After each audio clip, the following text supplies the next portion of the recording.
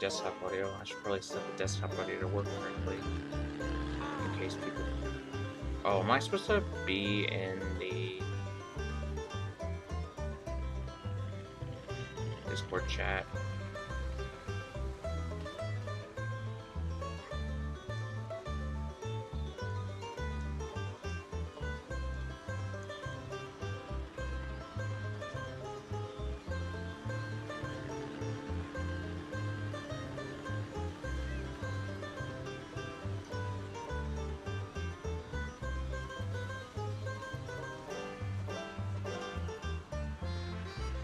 Oh, am I live?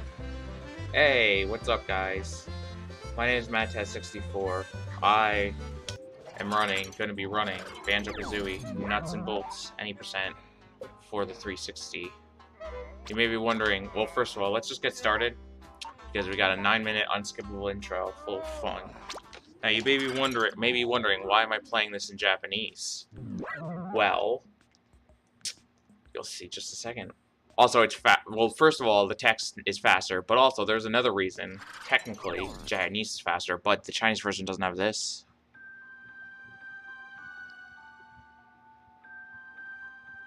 Isn't that beautiful? Listen to that. Listen to that. You never hear that in the English version.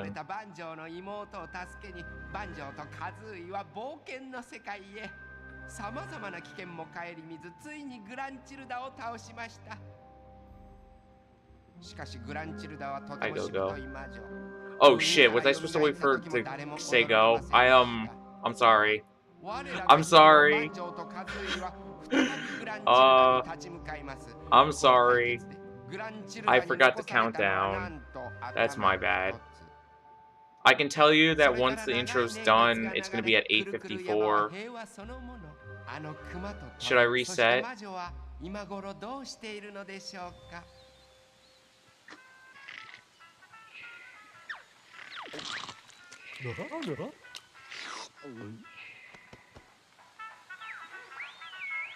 Okay, my bad.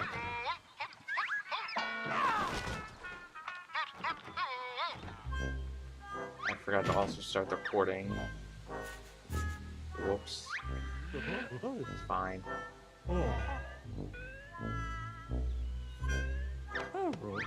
Didn't miss anything. Alright, so yeah, technically, as I was saying before, the Japanese version, technically changing the language to Chinese is fastest, but I really wanted to show you guys that intro, because you don't get to hear the funny voices in the Japanese intro, or the Chinese intro, or the funny voice acting, but, yeah, so, for those who don't know, Nuts and Bolts is the third game, well, technically it's the fifth game, but, like, it takes place 10 years after Banjo-Kazooie. They got really fat, and they need to move forward. This game is a drive-based game. Like, you get a lot of custom-made So basically how this run works is, like, you make a bunch of pre-made blueprints before you start a run. And then, when you delete the file doesn't delete the blueprints themselves. They just delete the file and everything you collected. So you can just use the blueprints you were using before. So we do that in order to make things good. We do that in order to, like, have really good vehicles, and we don't have to sit in the vehicle creation menu for, like, 20 minutes. Usually during this intro, I usually play Smash 64, do a Kirby 3-Stock Classic Mode run, but they didn't want me to do anything because it wasn't related to racing, so we're just going to sit here and enjoy the show. How's everyone doing today? Does this marathon go by donations or have donations or anything? Because this would probably be a really good time. Nope, never mind. Forgot I said that.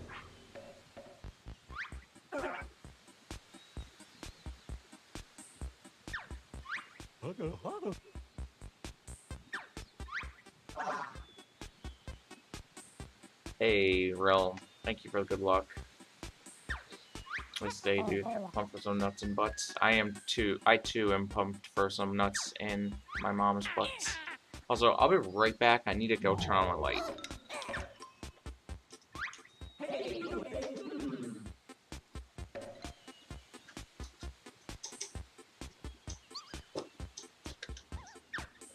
So there's, for those who don't know, there's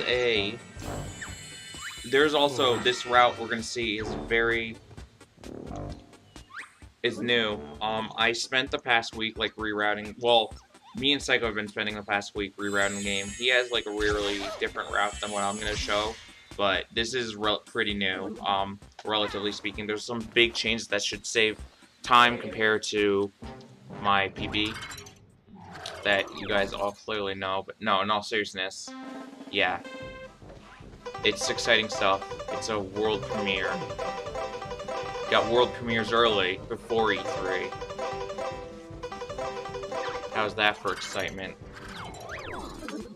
Also, there was a joke collectathon.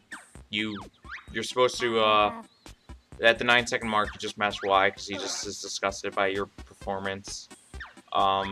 Fun fact there, if you run backwards, you collect more than Grunny, whereas if you run forward with her, you'll collect less. Yay. So I should pull open. Right, sorry for that freeze. My computer likes to slow down and freeze sometimes. I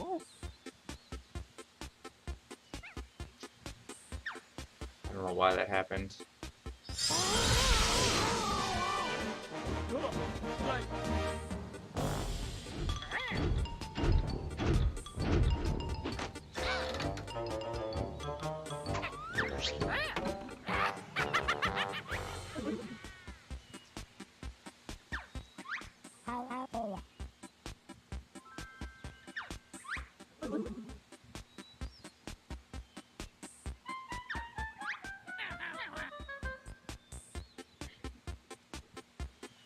Yay, Banjo has musculars. When are we gonna get an Xbox emulator so we can just run the entire game as Banjo?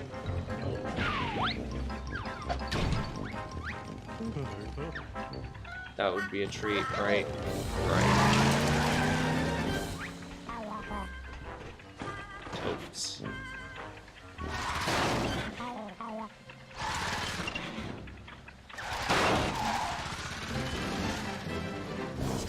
I guess, I don't know, I'm trying to think of anything else I should explain. If you guys have any questions, because once the run starts, at the very beginning, there's going to be a lot I need to go over in a short amount of period of time, or short period of time. So if you guys have any questions, you got like 2 minutes to do so. Is the intro over? No. Right now the timer is at 6:54. He's got 2 minutes.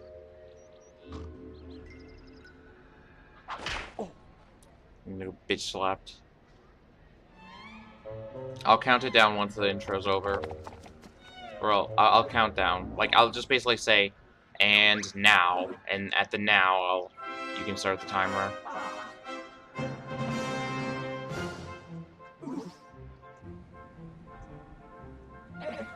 It has one unskippable cutscene after the intro, but that's only a minute long. It's when you open Gigaseum.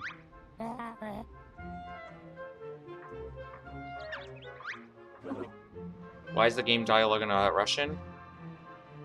Because we're all Russian to beat the game as fast as possible. Ha ha ha, it's actually Japanese.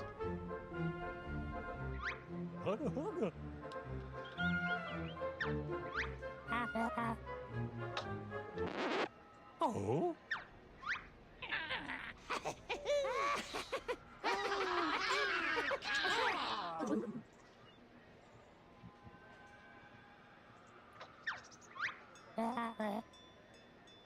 Thanks. I thrived on the puns. They should just call me Panacious D. Yeah, by the way, yeah, I mentioned it before, but I'll mention it again. Chinese is actually the fastest tech version by like second or so, but like Japanese has the funny intro, so. Alright, so that's her partner. She just kicked her because she doesn't like her.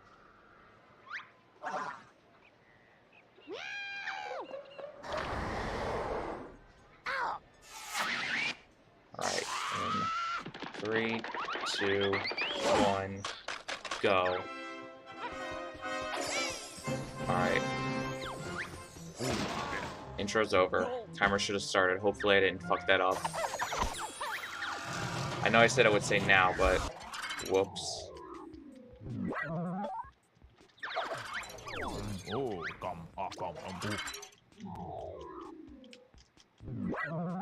Hey, timer started, I'm assuming. Okay, so there I had to mash a bunch of buttons to skip a PEX box to skip it to another tutorial.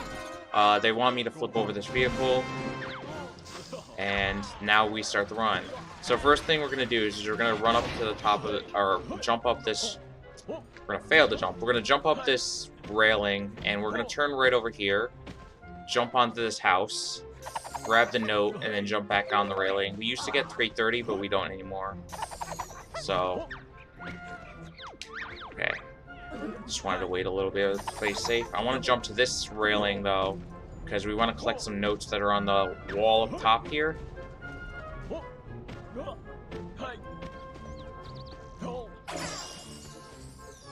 Hey, there's racing segments. Sometimes. Talk to this guy, he lets us... These globes are used to open up worlds, so there's plinths all around this world, or around Showdown Town. We gotta put globes in every one of them in order to open up with all the worlds. Okay. Do something called a quick unlock here. Whoops, I'm trying to set it up correctly. I don't know if I'm getting it right or wrong. Now, if we place this right, it should roll down the hill and then land in the plinth. Now, once I hold down the white button, Y button, I'm going to start driving, or I'm going to be transported over here, apparently into an enemy. And while that happens, the reason why I was doing that, by the way, is while that was rolling down, the idea was to drive over here, so we'd be right near the Nutty Acres 1 entrance. But that guy kind of screwed me over. But we're still fine, because we're going to just get Crate 3, and then enter into Nutty Acres Act 1, which is the first world. Well, it sort of worked. But the enemy RNG, or the NPC enemy placement, I would have been driven farther along. But the, guy just decided to teleport right where my vehicle was. Which I've actually never seen happen before, so that's a marathon exclusive right there. Alright, so this is basically a tutorial mission. It's just teaching us what tutorial missions are like. So, right at the beginning there, we turn around and we break that box. Now, some of these are called locked choice missions, where you're not actually given choice of the vehicle. So they force you to use this vehicle, which is basically just the tray we use in the overworld.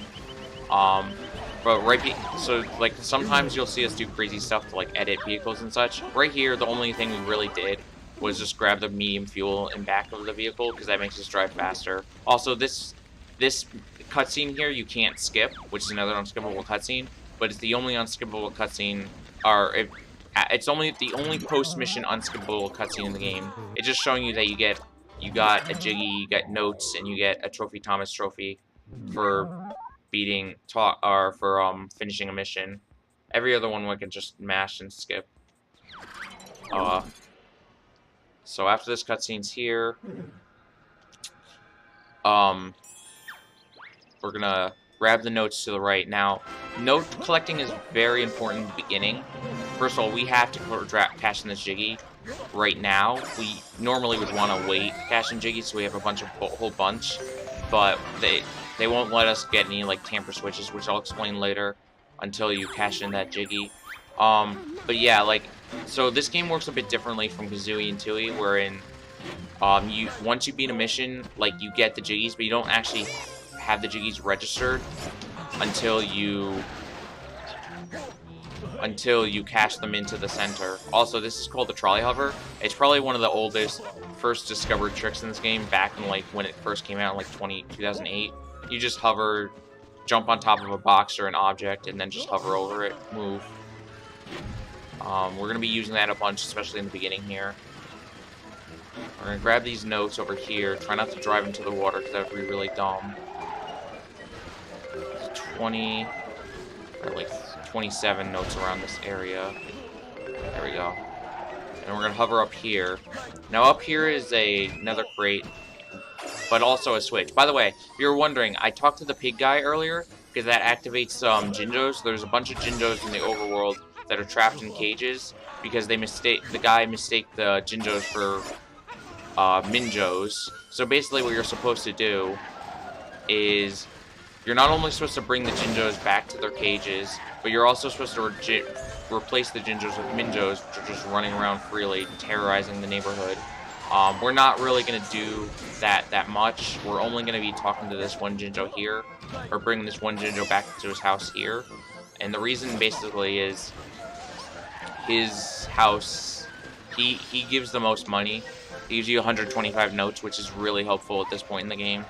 So, and we're going to do another hover. This one's actually one of the scariest ones. So we're going to hover all the way to the top of this tower over here. Now, there's a thing called a tamper switch at the very top. Tamper switches are basically... So I explained the whole Jiggy system earlier, where you have to cash things in. The one exception are these tamper switches. There's about 5 of them in this game. We're going to collect 4 of them because one of them is this you can't get without, like, getting a... It's basically just so far out of the way in terms of what you get and what you have that it's not worth getting. But the other 4 we're getting because they're, like, right here, and they're very easy to get, and you don't have to cash in Jiggy or do a mission to get them. You just hit that switch. Now, doing that skips having... The intended way to do that, how it wrapped up there, is I would have to use Banjo and Kazooie to crawl all the way up there. Thank you for that, by the way. Okay, thanks. This is another fun part about this game, is like the stuff lives to just fall over whenever, because why not? So we have to like readjust everything because of that. No, don't. There we go. I meant to grab that.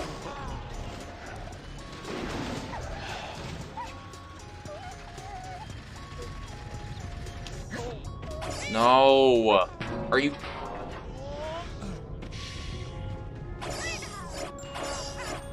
I gotta go all the way back out of my way to get this now. Unbelievable. Unbelievable, dude. Like, it just rolled in the worst possible way. This is all just by the way, everything that's happened, this has not happened before. Unbelievable. I guess we're gonna use this opportunity to collect some notes, because why not?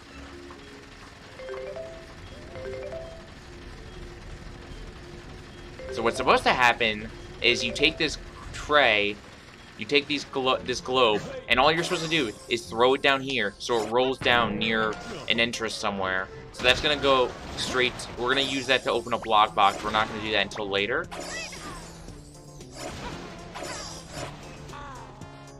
And why is the Jinjo all the way over there?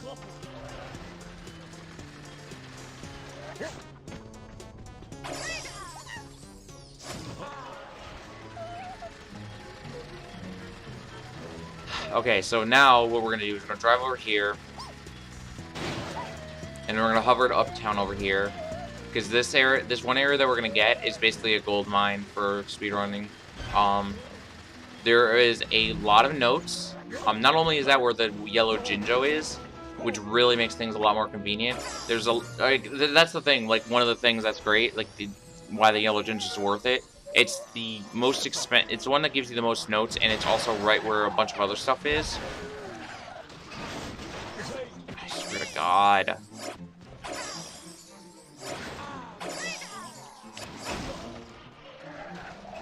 This game has RNG physics, by the way. Sometimes you just can't control it. You have to live with it. But it also has a bunch of notes lying around, especially in the middle there, and a bunch of really useful crates that'll help us break a lot of missions later in the game.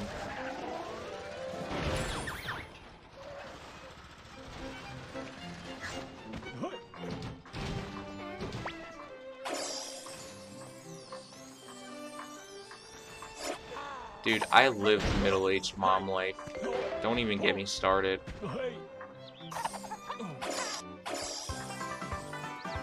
Alright, so there's a third timer switch. We're gonna get 2 more later.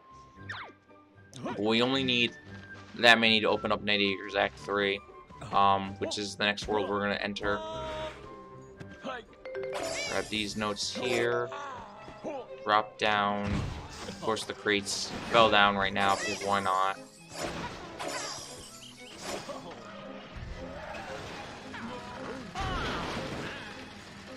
this crate here is really useful. I don't remember what every crate has off the top of my head, but I can tell you right now that they're all pretty damn useful for the run. Every one we collect.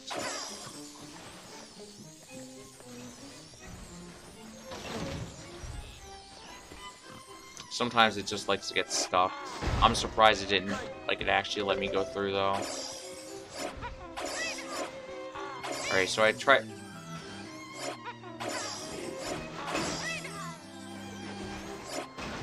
Alright, so I personally tried to readjust it. Apparently it failed. Because, basically, I don't want the boxes to stack too much, because that would make the, it makes the stuff fall really easily. And of course it fell anyways.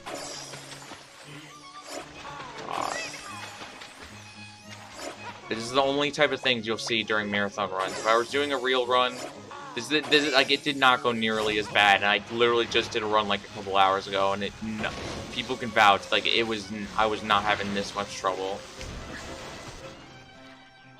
The game knows that I'm doing a marathon run now, so it tries to screw me over in every way possible. It's a sick joke.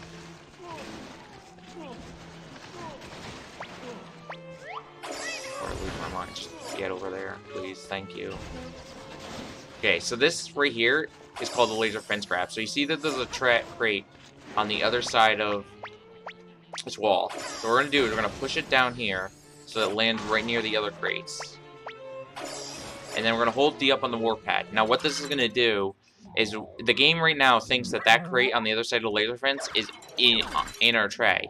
But because obviously there's a fence in the way, you can't drive with it. But if you warp anywhere out of the area and back in, and kind of like this, the crate will be in your tray once you come back out. So that's really helpful for grabbing like a couple of crates, because there's some really powerful stuff in the crates. You'll see that again a couple more times.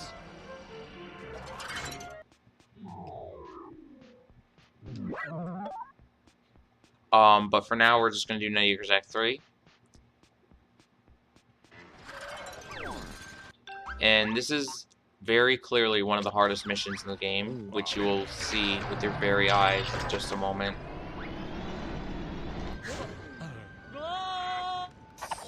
So the goal of this mission is she has a nut, and we gotta pull her nut off. You think we would have super powerful vehicle to push her down, but no. All we have to do is to exit the vehicle, grab the crate, nut, and ta-da. Very good oversight.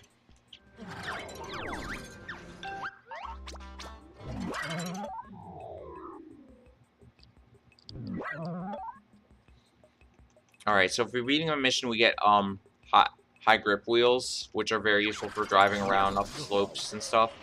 So we don't have to hover over everything anymore. Okay, so I was trying to do was grab that, drive into that, but whatever.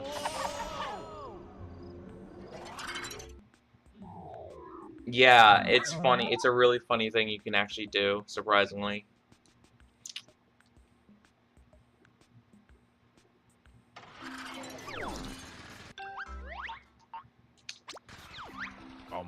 If you're wondering what CLE is in front of all the mission vehicle names, I don't really know. I think it's supposed to be like current language English, or current language English. So basically, like the game, I save the files in English, I guess, and that's why they look like that. All right, so here we're taking that small jet or small engine, attaching it to the vehicle, grabbing the bomb, and then going. The mission here is basically, this bomb's about to explode. We need to get bottles to help us, or else we're all going to die. Slow, painful death. Am I the creative type? Yes, I actually am an animator. I went to college for digital animation, and I feel a little bad plugging it, but I do have a YouTube just for animation if you want to check that out. I haven't really updated it in a while because I've been working on other things. I've been actually working on a collaborative project, one of those reanimate things for like an episode of Kirby Right Back at Ya. So hopefully that's gonna be done soon. But yeah, I'm trying to actually be a professional animator, like make money, like make a living off of it, but I gotta actually break in first, you know? Anyways, though, so this is actually, these beginning missions are, like, surprisingly some of the hardest in the game, because they're very technical, and, like, they're very tight space. So right here, we gotta drive through all these rings, play Superman 64 here, and it's very easy to crash and, like, miss a ring completely.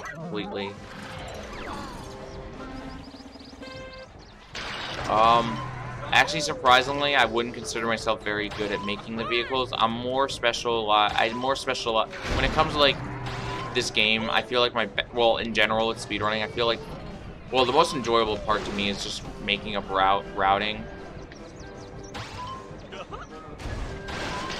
But like as far as functional vehicles go, I wouldn't say I'm that great. Do I create stuff? Not that much. I probably did I don't know. Like I more made vehicles that just work when I was playing this game.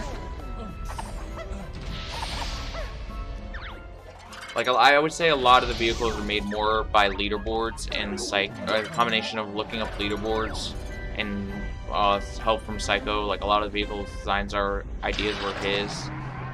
That's not to say I haven't made some good vehicle designs at work, but... Alright, so this mission here, you just push these into the water, and I have a spring on the front of the vehicle, so I can just push these things easier.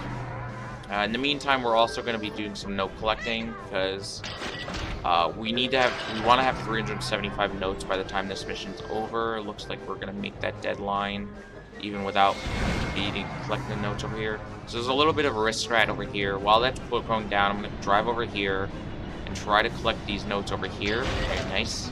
So we'll do that while we're waiting, because we have to wait anyways. This route has been a collaboration of multiple people. It's not just Psycho who's made vehicles. But I'm just saying Psycho is the one who's probably better at making vehicles than I am.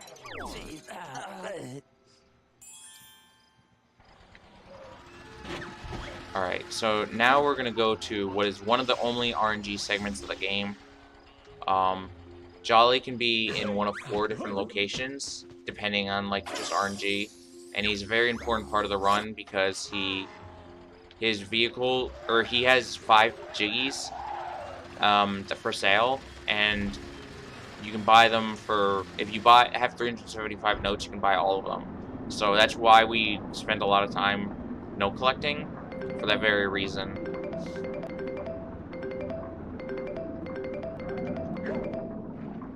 There's another tamper switch here.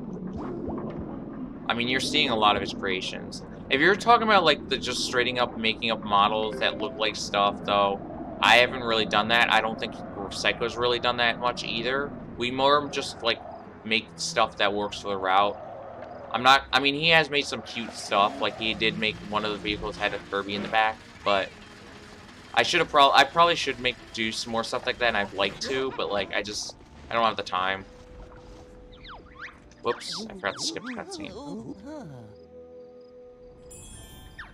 Hey, I mean, it's basically, like, it's kind of a sandbox game anyways. Like, I mean, yes, it is and it isn't, but that's one of the main reasons. That's one of the great things about this game is you can basically make anything. Well, not everything, but you know, you can make whatever you want. Why am I pushing that? Okay, so in here's the last tamper switch we're gonna get. And this will give us 5 Jiggies, and we'll get the next 5 right after, and then we'll have 10.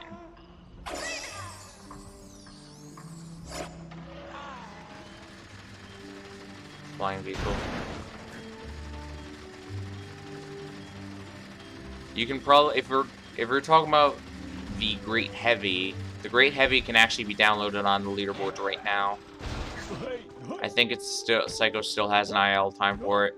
Like, a lot of the top 10 times, when I was saying earlier that, like, we get a lot of them from the boards, the top 10 times on these boards can be downloaded online if people let you have the save blueprint option open. Some people are scummy and don't let you do it, but usually me and Psycho tend to do it at least. So if you see our names on the boards, feel free to download.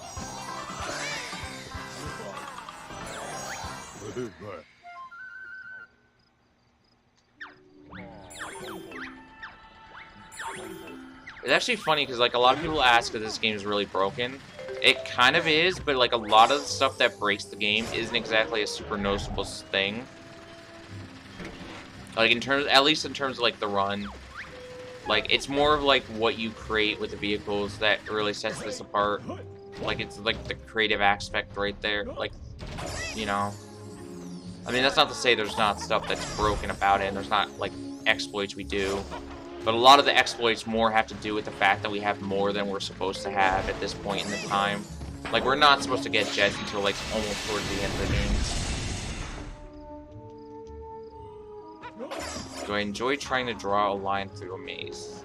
I don't... No, not really. I don't play those kind of games. I usually just like to animate, draw, and play video games. That's really all. Alright, so this is Logbox Act 3. But yeah, most of the quote-unquote skips are towards the beginning of the game is what I meant. Like, the rest of the game is more so just, like, vehicles made specifically for missions that just happen to be, like, break the missions because they go a lot faster and have a lot more stuff than you need to. So it's like there are breaks, but it's, like, not really super noticeable, I guess, in the conventional sets, if that makes any sense. I don't know. Alright, so this mission is basically just NASCAR. We're driving in circles, but we're going to be underwater. It's a short, easy mission.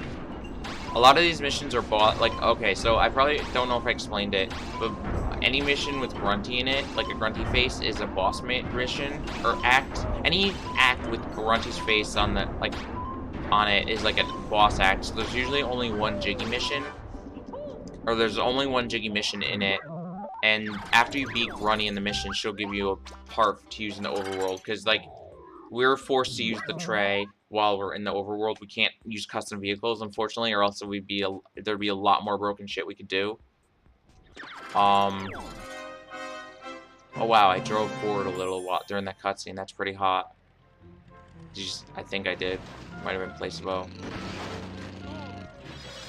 But yeah, now we have floaters, so that means we can drive in water on the overworld. We're not going to collect any Jiggies yet. We're going to save that for later, because we can just say it we can. But we are going to set up for another laser fence grab. And then we're going to enter Nut Eater's Act 4.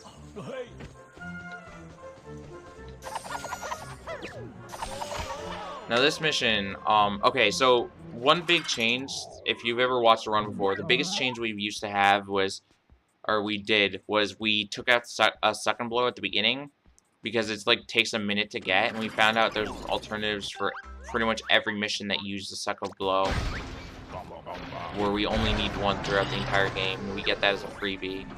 So this mission is one of the biggest changes. It's kind of annoying the way it is now. Maybe it's hard to get used to, but it's pretty much the same amount of time to you do as the older mission. So he's gonna run into a cage, and we're gonna close the cage, and then we're gonna just drive. So basically the goal of this mission was, like, you're watching Fit go on a walk, and you gotta protect him from bad guys. But we can just do this and take him to the end, so we can speed up his little run by a little bit. We used to have a vehicle that honestly I kind of like better, but it was easier to use, but that works just as well. And we didn't fuck up. Hooray.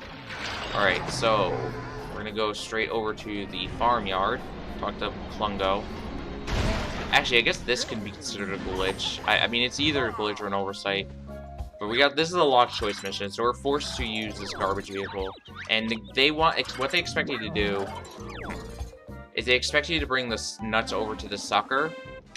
But why bring the nuts to the sucker when you bring the sucker over to the nuts? Right? So, yeah, we're gonna take this over to the nut farm over here. Hopefully it doesn't fall. It fell. I'm too late for that. I say that as it was falling. The third time's the charm. Break open this door, and then we're gonna go suck it. So we just need to suck up 14 notes, or nuts, and then we're good. It's kind of RNG where they spawn, so you kind of just gotta drive around and hope that you get a good spawn. And it seems like this mission is not working well for me today, but whatever. It's fine. We can also do this if things go wary. There we go. Can't really control that vehicle, it or that mission. It kind of just does what it wants to. Alright, so here we're going to do another race with Trophy Thomas.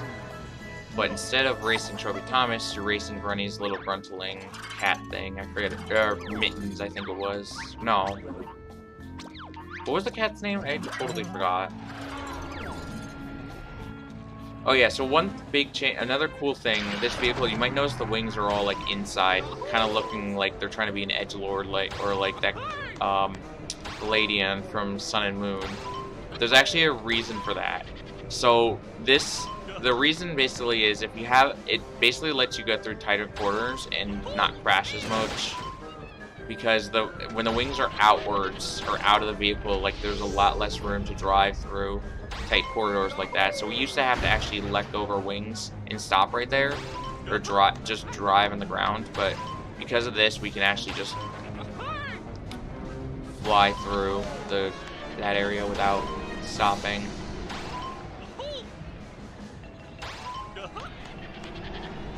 And that saves a lot of time. Piddle, there we go. What's up, Frost Fox? Thank you. That's what the name was. Alright, so just those 3 missions, and then we're done. Nice. We used to do a 4th mission in there, but it was extremely. It takes a minute and a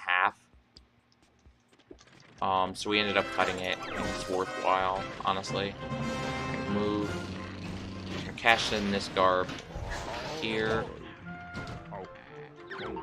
Get a bunch of stuff, and then we're gonna go open up Banjo-Land. Now we could get the Nutty Acres Jiggies now, but I'm gonna hold off on doing that. Just because there's a text box that'll pop up sometimes when you get like 13 Jiggies from the policeman, and for whatever reason, this policeman's text box, if you wait to open it, I think this is the word. Nope. Sorry, I can't read Spanish that well. God damn it.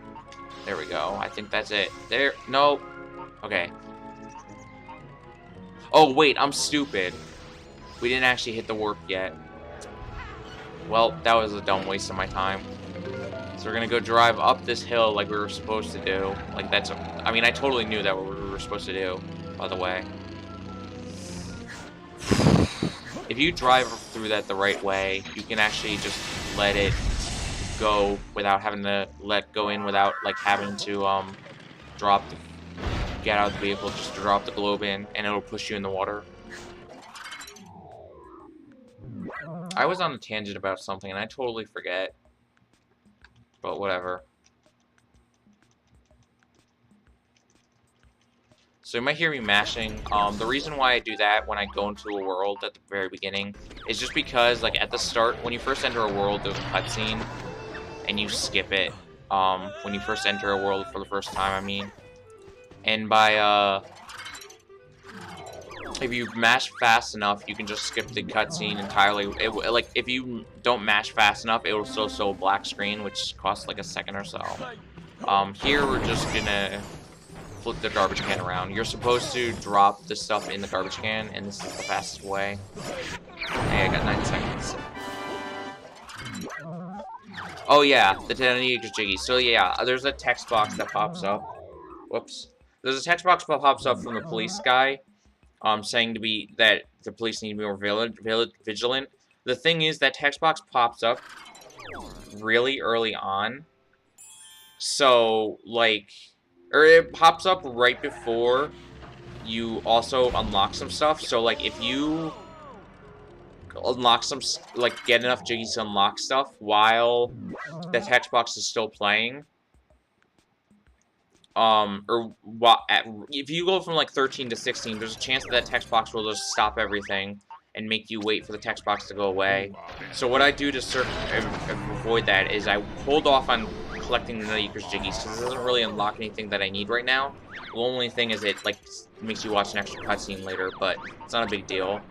I do that, and then I'm gonna collect the Jiggies here, and I'm gonna cash in only 5 of them, then go straight to the Nutty Acres Plinth, and then cash in the rest of the Jiggies after, while the text box is playing, and hopefully that'll work out fine. Here, we're just spawn camping, by the way. You're supposed to protect his eyeballs, or Clanker's eyeballs, and these enemies just spawn over here, so we just go over here and break them.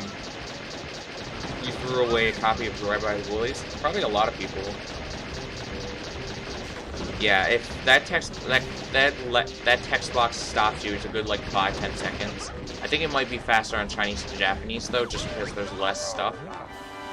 So yeah, that takes only like 30 seconds. Pickle it, there we go. Back up, drive up here, and now we got this annoying mission. This is another Lock's Choice mission. Basically, the goal here is George got separated from his wife, and we gotta bring him back. And he's all the way at the bottom.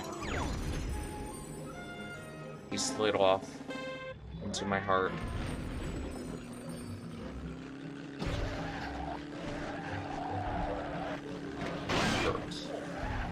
Alright, so we gotta drive all the way around him, because if I try to like go straight onto him, it'll be really hard to drop him or drive him upwards, because he'll just flail around. I mean, he'll still flail around here. Basically, this makes it so it's a lot easier to grab him, and he won't like try to escape as much. Yeah, well, that's like I was saying earlier. We basically have a bunch of missions, like vehicles that are just made for specific missions. There's some vehicles that we have that work for multiple missions. It depends on the mission. Like, I mean, the most common one we use is the Vroom, which is good for a lot of the races we do. Right here, I do something a little different. So, I selected the vehicle right below mine, which is basically the same as the other Vroom model, but it has 2 less small jets. Now, the reason I do that is because I noticed that, like, if I have the 2 other large small jets here, this mission becomes kind of harder. So I just did the same thing made the same vehicle as the one I was using earlier, but just 2 less small jets, so that I go just the right speed. And it makes this mission a lot easier, and also just probably faster too. I don't know.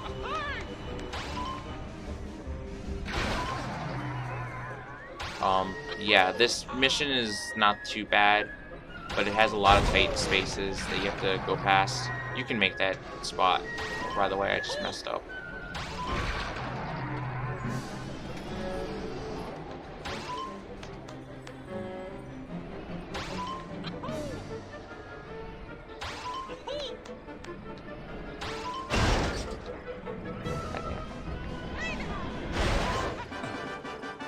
Yeah, Lock's Choice means you can't choose the vehicle. If I didn't explain that before, I apologize. Whoops.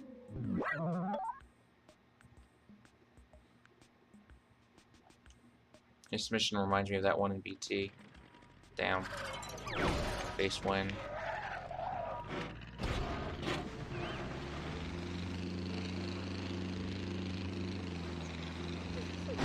Alright. So we're now going to just collect these Jiggies. We're going to come back to Banjo-Land a couple more times. Basically, I have it routed out so that every time we go to Banjo-Land, or we have it routed out so we collect Jiggies every time we go to Banjo-Land, or from the Trophy Thomas. So, I didn't explain this earlier, but every time you get a Trophy Thomas trophy, you get every time you get 4 Trophy Thomas trophies, which is filling the requirements by doing it really well, you get an extra Jiggy from here, that stand. And let's see if we can do this right. There we go. Perfect. Or not, because... Okay, that's weird. Whoops. Okay, that's really bad, actually. The text box didn't even pop up, surprisingly. It's interesting. So it might pop up soon if I keep going like this. I don't know why the text box does pop up, but it's really annoying when it does.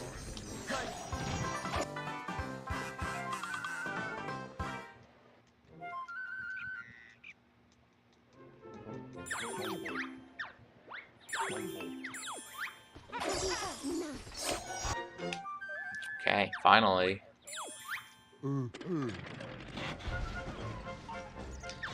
Alright. Now we're gonna go to the Logbox Act 1. But yeah, so we basically, every mission we do, except for one of them, we're gonna be getting a trophy for. There's one specific trophy that's actually faster to skip than not. There's some of them that would technically be faster to skip, but we can only spare to skip one trophy in this route.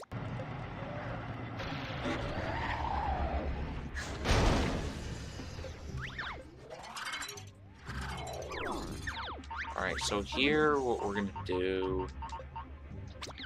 Basically, this is an antenna. We gotta drive it up. So that's just what we're gonna do.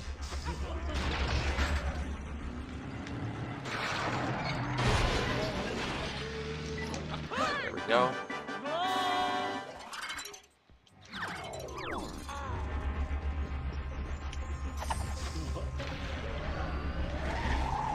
And then we're gonna play taxi. So basically here, this mission, he's trying to get his, I guess his colleagues out. I think it's because the end of the workday or something. So we gotta help them because they won't, by going and grab them. Okay, this mission I was having problems with earlier, the vehicle, because I screwed making it, but it seems like it's working fine now. There we go.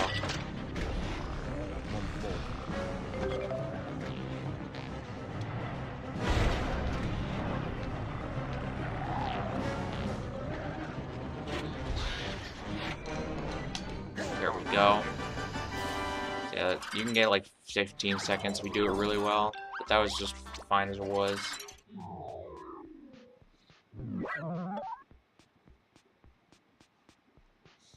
Alright, now we go into Logbox Act 2. And here we actually only do one mission here.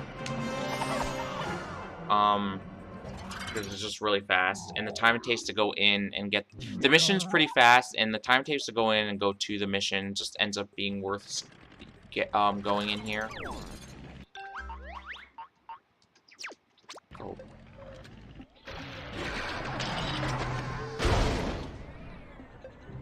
Kind of messed up. Wow, okay, that works.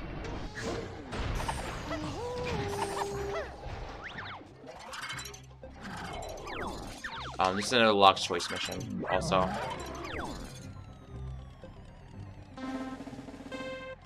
So the goal here is just, we're gonna hit these light switches and turn them off. So we want the place to be dark and cool.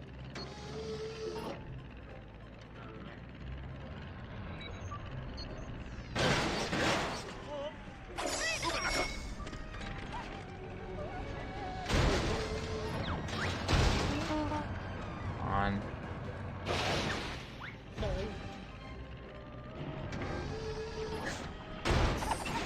Go.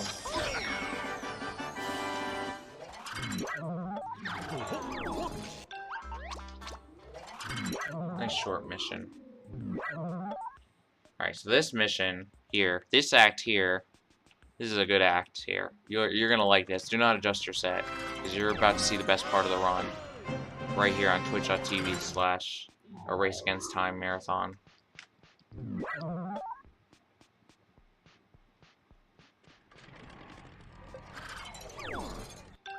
Alright, so I purposely don't select any move there, because I want to collect that note, and this is the best mission in the game.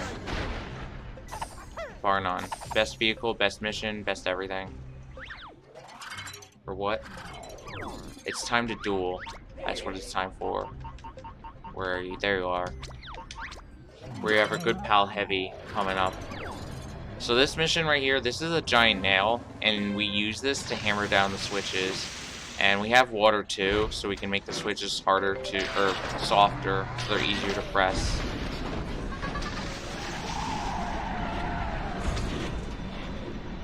That's basically the gist of it. Just get it.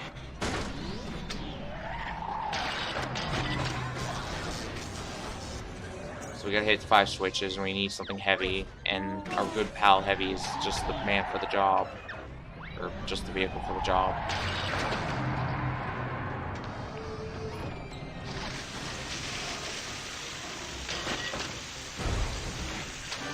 Perfect. This is a kid's game. I don't know what you're talking about. We're the kids of America. Alright, next mission. I drove too far to the right there. Alright, so this is a dumb mission. So the thing about Logbox is it has a lot of tight spots. Honestly, it's like my least favorite level in the entire Banjo-Kazooie series. If you haven't noticed, there's a lot of tight spots, and it's really hard to navigate.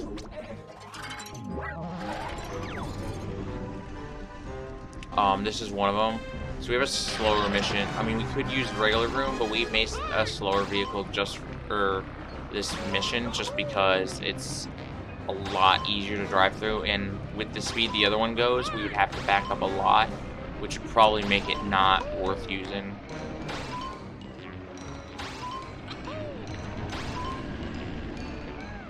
A cock? Whatever are you talking about? That wasn't a cock, that was a giant nail.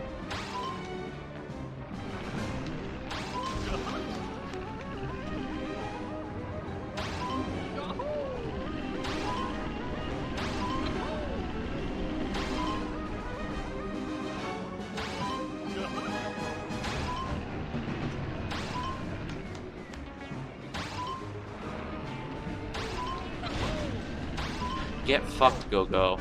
You can take your call and shove it.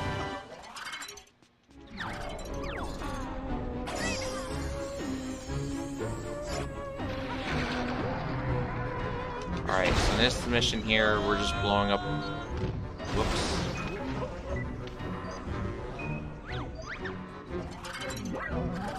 I didn't lower the speeds. What are you talking about? That's the perfect vehicle for the mission for the vehicle.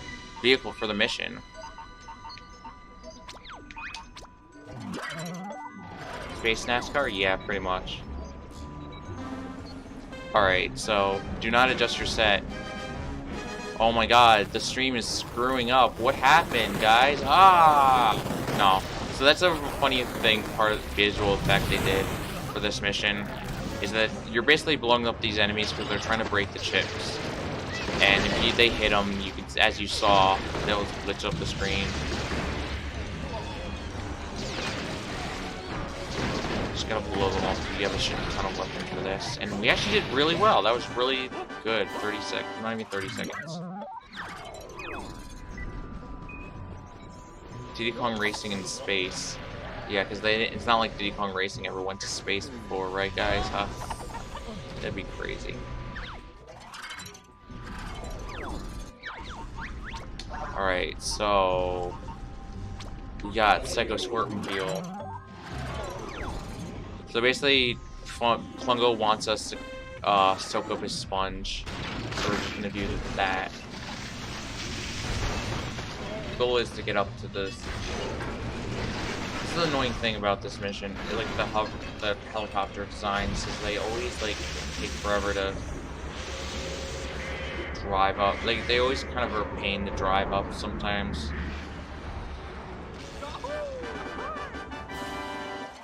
You can do that in like 16 if you don't crash into the wall, but it's kind of hard to not crash into that wall sometimes.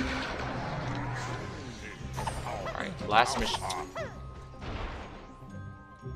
So basically when you accidentally hit them while you try to talk to them, you have to wait for them to bitch and moan before you can actually talk to them again. This is a log choice vehicle. Basically we gotta cool down the heaters because we overheated our CPU because our gameplay was too hot and too fast. We gotta cool down all 4 of these. So we're gonna drive through here. Now, funny thing, if you just drive through this waterfall, your ammo is completely refilled, which is nice. Oh, I messed up there big time. Alright, well, hopefully we'll be fine. You kind of have to conserve the rest of the fuel, though, because otherwise you'll have to go out of your way to refill the rest. I think I should still have enough. I hope I still have enough.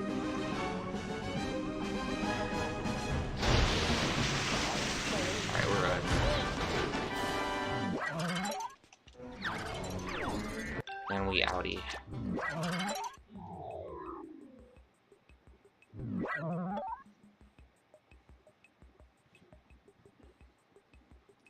Alright, now we're gonna go crash in these Jiggies, and then go to Jiggaseum.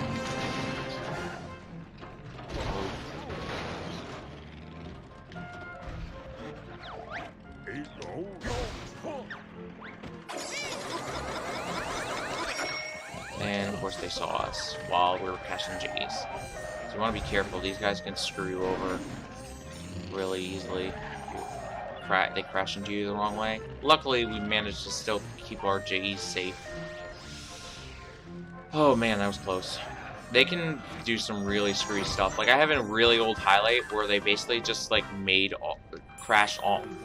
If someone wants to go pull that highlight from, like, 2013 or 2014, I'm sorry. It just basically made all my Jiggies fly all over the place, and it was really awful. What's the name of Pongface? His name is Log. Lord of Games, or Log for short. So what we're about to do is the best hover in the game. I'll show you guys why in a moment.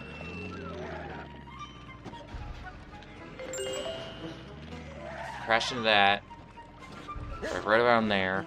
Grab this fence now that we activated it. Place it on top of my vehicle. And then we get the fence hover. I don't like the angle the fence is at, but we could probably make do.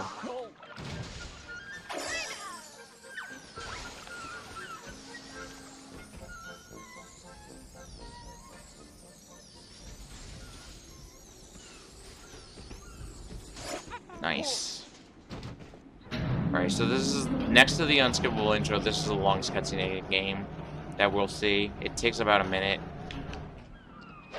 Just dropping the ball all the way into the globe, or the trolley, or not the trolley, into the plinth right at the bottom. There theoretically could be a way we could drop. If we could clip this globe into this particular area, we probably could skip this cutscene, but we haven't found a way to do it. If there is even a way. But yeah, doing that skips having to run up and climb all those ladders at the bottom. This is a big time save over not doing the fence over.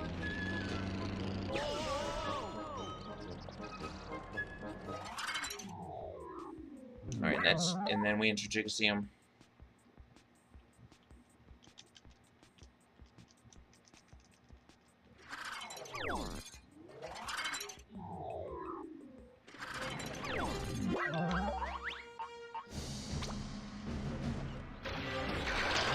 First mission here. Alright, so this vehicle isn't actually the best vehicle I could be using. Psycho said he would send me a better version for this, but he hasn't sent it to me yet, so I just gotta wait for that. Cough, cough. Hint, hint. Do you not think that would soft lock the game? Oh, I don't know if it would.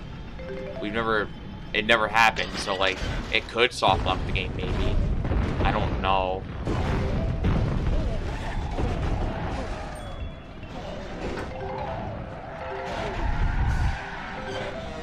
So yeah, we used to have a faster vehicle for this, but we don't get the second blow anymore. So we're just going to be using this for now. You can beat it in like under 30 seconds with this vehicle. There's another vehicle I could be using that could beat it in 18. Also, I lost all my fuel. Nice. So, I'm just going to do that. I didn't realize that was possible.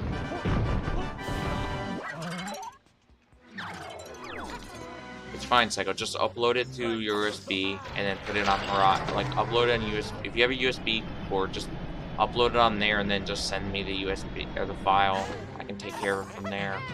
That and the one for Logbox 3 would be nice. You can take care of that when you get the chance. Alright, so this one we're playing, we just gotta drive up the ramp.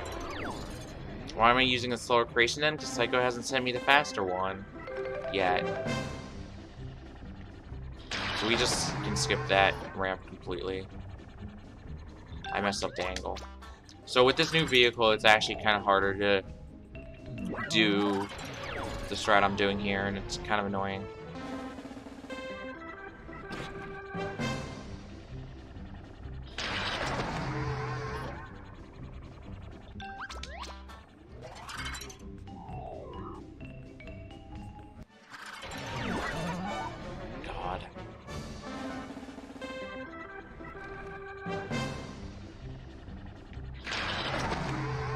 I think I got it that time. No. Why is this not working?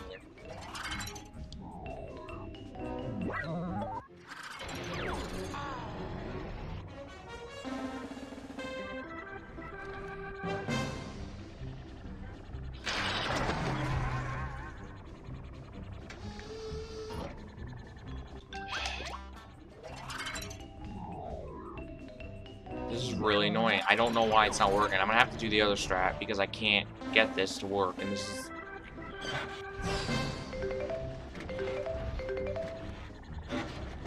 I don't like doing that strat because it's slower, but I can't get the other strat to work right, so... I don't know why, but like with this new vehicle, the one thing that's annoying is that I can't get this strat that I used to do to work properly for whatever reason. Or it's really hard for me to get it to work. And I don't know why. Whoops.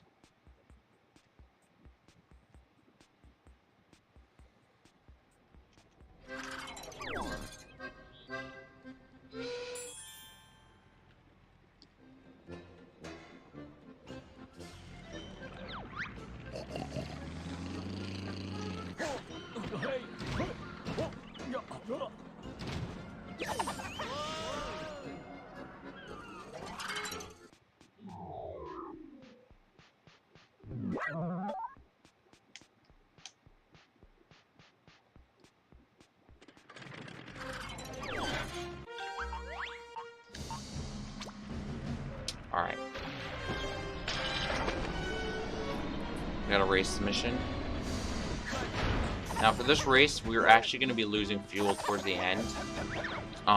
We've tried to look into ways to do this that conserves fuel, but basically every strat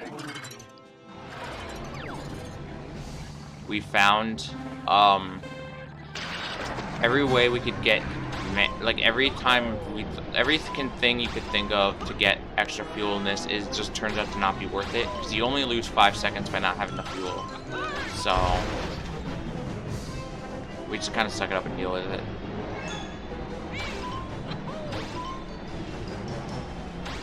Yes, he mails me the vehicles themselves.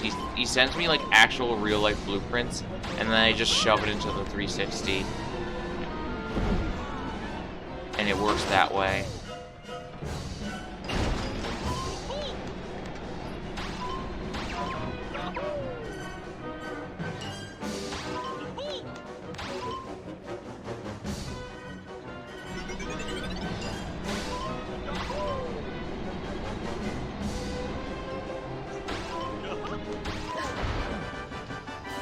No, there's a lot of other transfer methods. You can use, if both users have gold, Xbox Gold, you can do it through online.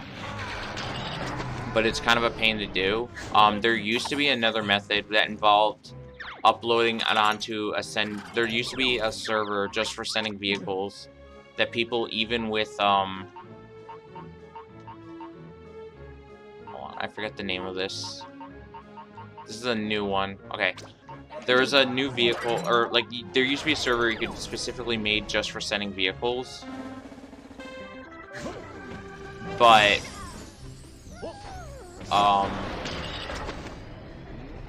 they just shut it down and never turned it back on. This was like 3 years ago, and we were both kind of pissed because that's how we used to send vehicles at the time.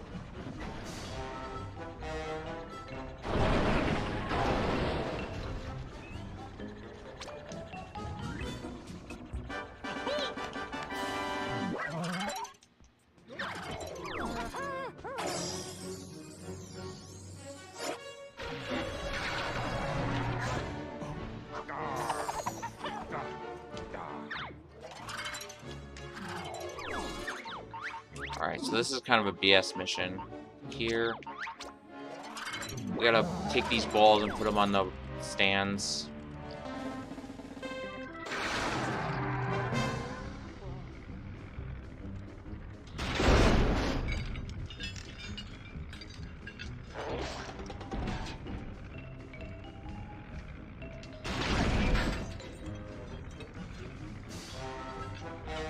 So we got two here, and then we have one more at the top. Now, the order I'm doing, I'm not necessarily 100% sure it's the fastest, but I can tell you it's a lot more consistent than going to the top second. It's because you could do this, and it will register it immediately.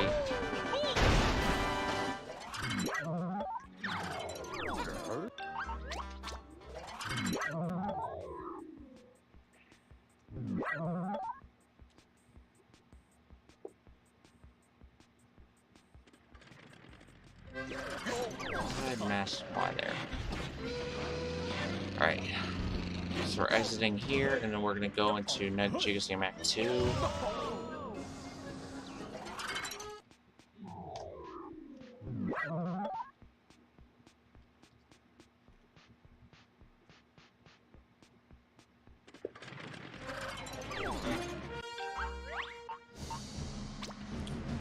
Wait, you need a giant Jinjo ball of 500 meters? Are you talking about one of the Jinjo challenges? Oh yeah, I know exactly which one you're talking about, and that one's really hard. I ended up making a vehicle once.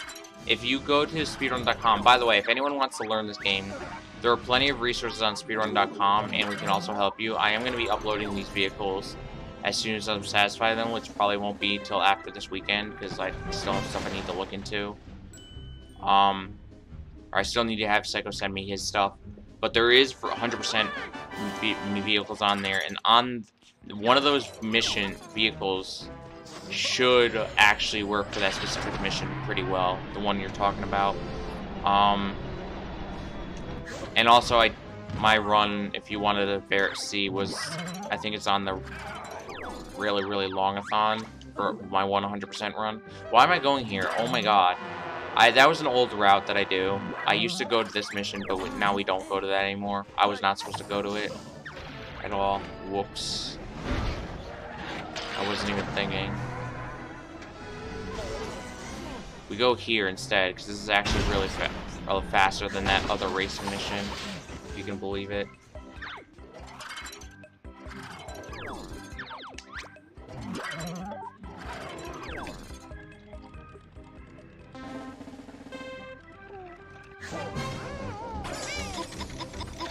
Alright, I guess we're just gonna drop them not back up far, drive up far enough and back into them up there. That's cool, too.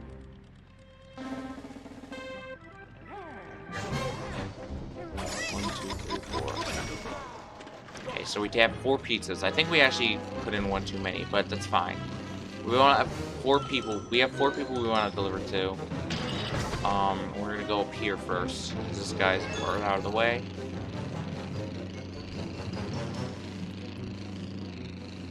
And you think that taking up the pizza sign would be faster, but that pizza sign has a bunch of like propellers and stuff, so if you take it off, the vehicle ends up going really slowly, and you basically would have to add all those propellers on manually, and it's just the time it would take to do that would not be worth it for the run.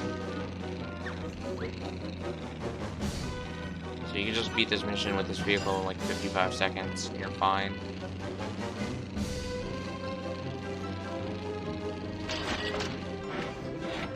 I was off by a couple seconds, but you know.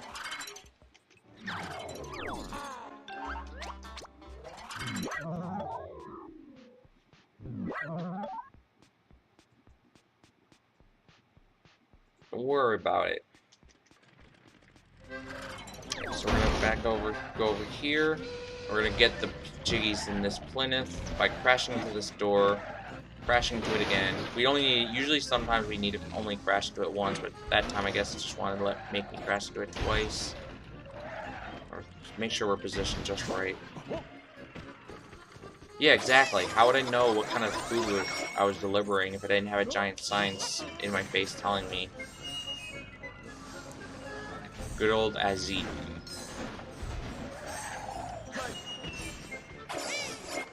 Oh my god. Okay, sometimes these G's just like to fall out, boy, and we gotta get them back in.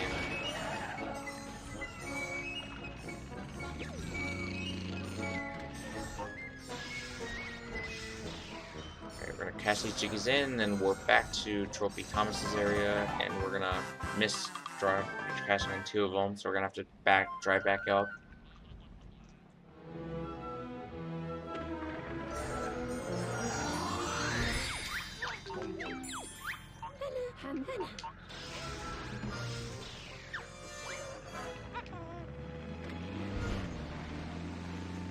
Oh yeah, there is a Discord for Banjo-Kazooie, all the entire series. If you want to learn any of the games, we are all in this together. I think that's also listed somewhere on speedrun.com, or somebody can link it. But I wouldn't recommend it. I would recommend pinging someone. Well, I guess just whatever floats your boats.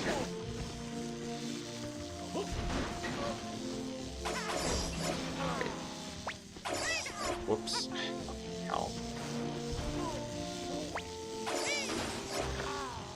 Okay, so we're gonna enter these two doors. One of these two doors. Which door are we gonna enter, guys?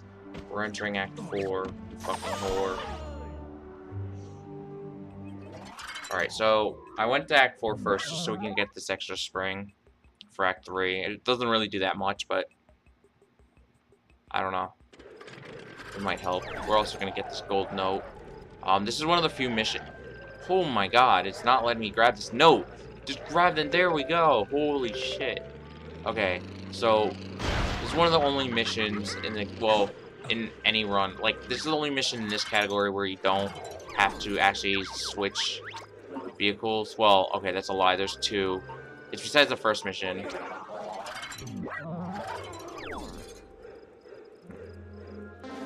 And this is a very hard mission. You just hold X to win. So it's basically just like a modern game. I mean, it's basically just like Heavy Rain. With all the quick time events.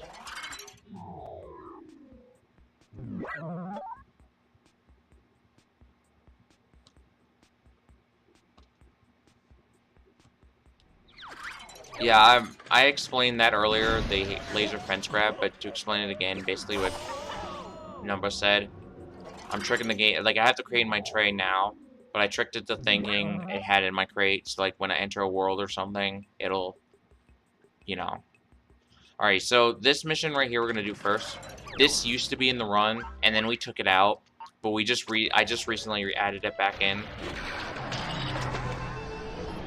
And the reason is, Psycho found a really good strat for this level. That ends up making it all like 50. The mission itself only takes like a minute consistently, so it's definitely worth doing. Or I mean, it's just barely worth doing over what we replaced it with, or what I replaced it with, I guess.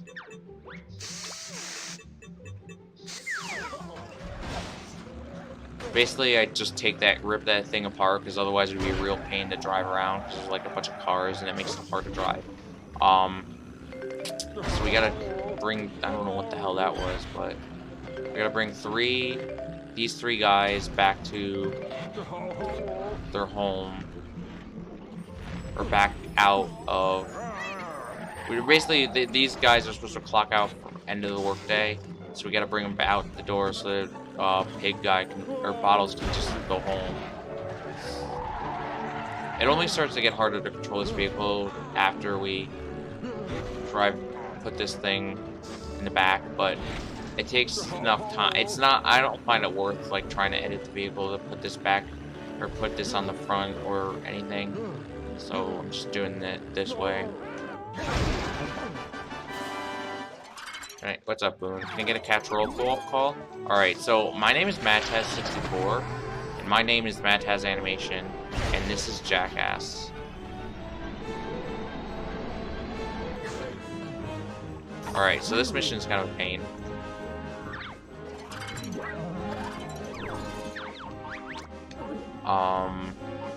There are a lot of stuff. This is basically this is a boat race. Now we could put more jets on stuff on this, but it makes this vehicle would be too fast and you just crash into everything. But that doesn't stop us from crashing into everything anyways. Basically, everything there's a lot of stuff that if you just crash into it, it will make you spin out of control, and it'll make it so yeah, it'll basically make you spin out of control. So theoretically, this mission should be sub 1 minute every time, but if you make one mistake, it's basically that sub 1 minute is out the window. It's a pretty difficult mission, because there's a lot of stuff Like, birds can make you spin out of control, the logs can. And it's funny because it's not just every bird or every log.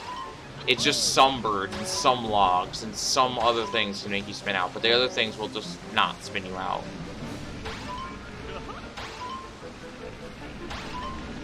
It's really dumb. And we got spin out to 1 minute, Ray.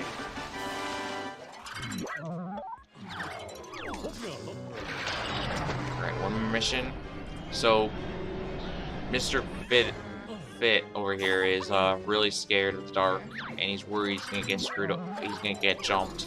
So we gotta help him turn on the security cameras so he feels good walking home. So we have there's a bunch of security. We only need to hit 3 of these cameras, thankfully. So this order here is the best one we find. There used to be another order we did where we would go for the one right in top of the target's head first, but that one has an enemy that always like tries to blow the security camera over. So we kind of avoid doing that one now. The one order we do now actually still has a chance of doing that, but it's very unlikely, and it rarely ever happens. Because the enemy that would blow us over the security camera over normally is guarded or blocked by eggs. Which is extremely nice for us. Ha ha ha. Alright, so now we're done with that. I'm just gonna go straight to the plinth. I don't know what the hell that was, but we'll go with it. Grab these jiggies.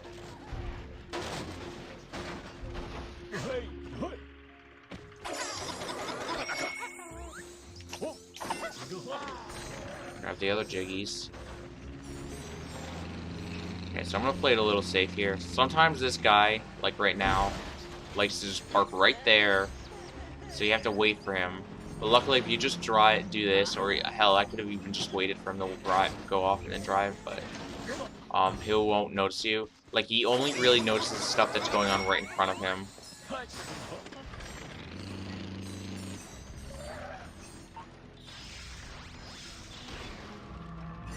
I'm gonna go crash in this crate right now. And the main reason I'm doing this is basically... Oh. Okay, we need to make sure it's in the box area. Okay, cool.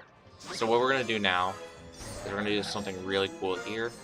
We're gonna drive, and then right when the cutscene's playing, I missed the damn chance. Are you kidding me?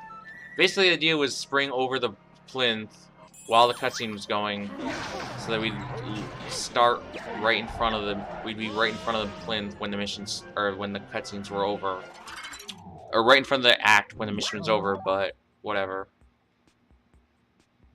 So yeah, we're going straight into Nutty Yakers Act 5, and then we're going to do... That's one big change. We have enough jiggies to open up Nutty Yakers 6 right here. So we're going to do this act first, and then do Act 5. How many notes do I have? I wasn't keeping track. I want to make sure I have 430 notes by the end of this act, and I don't know right now what my note count is. But we'll see after this mission, I guess. Alright, so this is freewheel, whatever the hell. Basically, what we're gonna do is we're gonna drive down. We gotta cut our engine cut. So we're letting the we're just gonna be like freewheeling it down, letting the engine or the speed of like going down the hill take us to the bottom. This is actually a mission, the one mission where we skip the trophy. Because as you can see, you need like a huge amount, 1,500 in fact, in order to get the trophy. But we only need 800 in order to get the jiggy. So we're gonna get 800, and then we're gonna stop right around there. And ta-da! We're gonna call our vehicle back because it's all the way over there, and it's faster to do this than just run over. All right, we're fine on notes. We only need 430, and we're gonna have more than enough after this act's over. The Log's Choice mission. This is a really hard mission too. So basically, what we're gonna do, we gotta take these nuts over to Mumbo to inspect, and then wait, no, I think it's to Mumbo. first, whatever. There's nuts. This guy over here wants our nut to look at our nuts, and once he's done, we're done inspecting our nuts, checking them out. Yeah, it is Mumbo there, but I forget who was after. I think it's Klungo. So afterwards, we gotta bring it over to this other place over here, and then that's the mission. We gotta take over at least 9 of them. We have 12 in the tray right now, so we can lose 3 without worry. But the problem with this mission is, as you can see, the car spins out a lot. It can basically get stuck everywhere, anywhere, even right at the very end, which has and could happen, and actually happened recently. Like, it was really annoying. Oh, it's fit. And if you get stuck, you basically can't get out. You can edit it, but it's not worth it, because in order to edit to a functional vehicle, it would take a lot of edit time to the point where you don't really save any time anymore. Also, this is the fastest mission. This is the mission we're going to be driving the fastest we do in the game. With our good friend, better, faster, stronger, longer boat.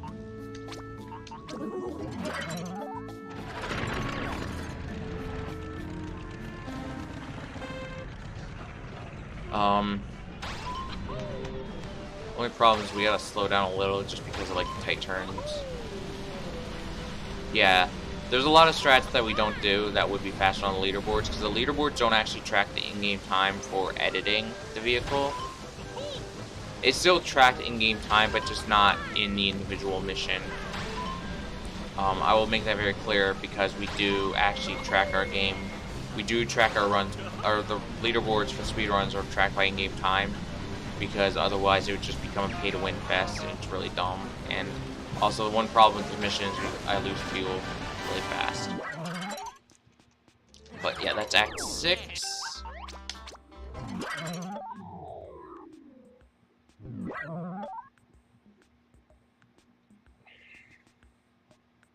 And we're gonna go buy some stuff, and then we're gonna do Nutty Acres Act 5. Go away.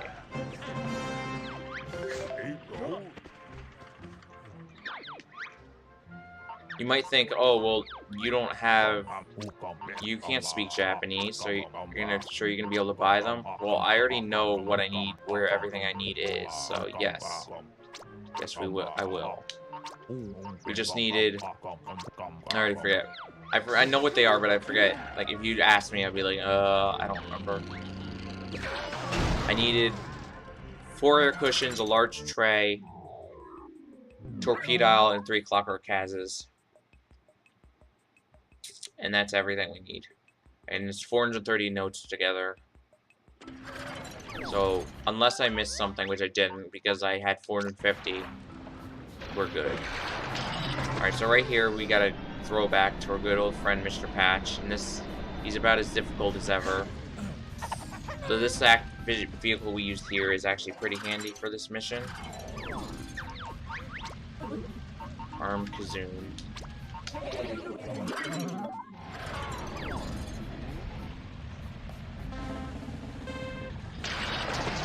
Or just shoot his passage. We try to go for the nose first. It's not working the way I want to. Alright. Here we go. There we go. Nose first. We'll go over here, break these. Turn around. Now, see, this is one annoying thing that has been happening. He has not been pushing his stomach down, which is what I need to happen. For some reason, he has not been doing that lately, and it's really annoying.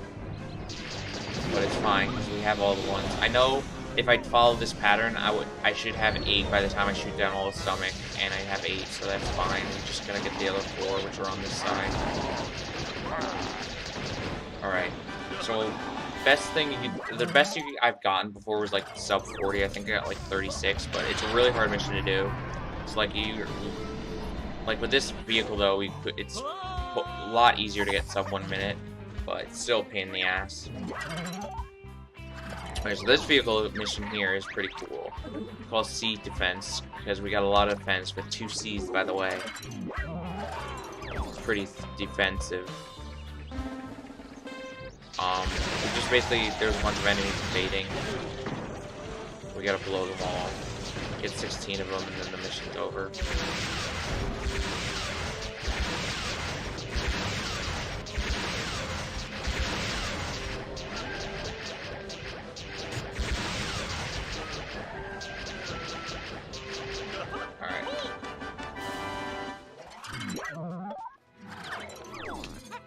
Whoops, I did not mean to talk to him twice.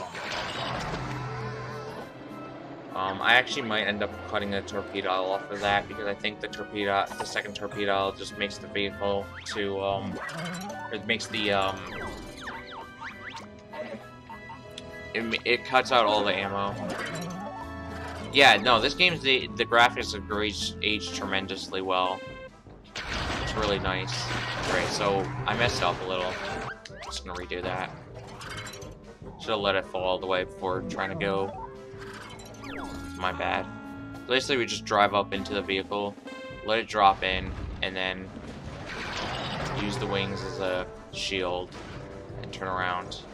And we gotta cook this, because Klungo is really hungry. So we're gonna heat this up in the volcano. Yeah, it's on Rare Replay. So you can actually, if you have an Xbone, you can buy this. You should totally just buy the Rare Replay, because you can get this in like 29 other games for like 20, 30 bucks. And you're basically spending $1 on this game. It's really nice. Alright, there you go. Here's your food, Klungo.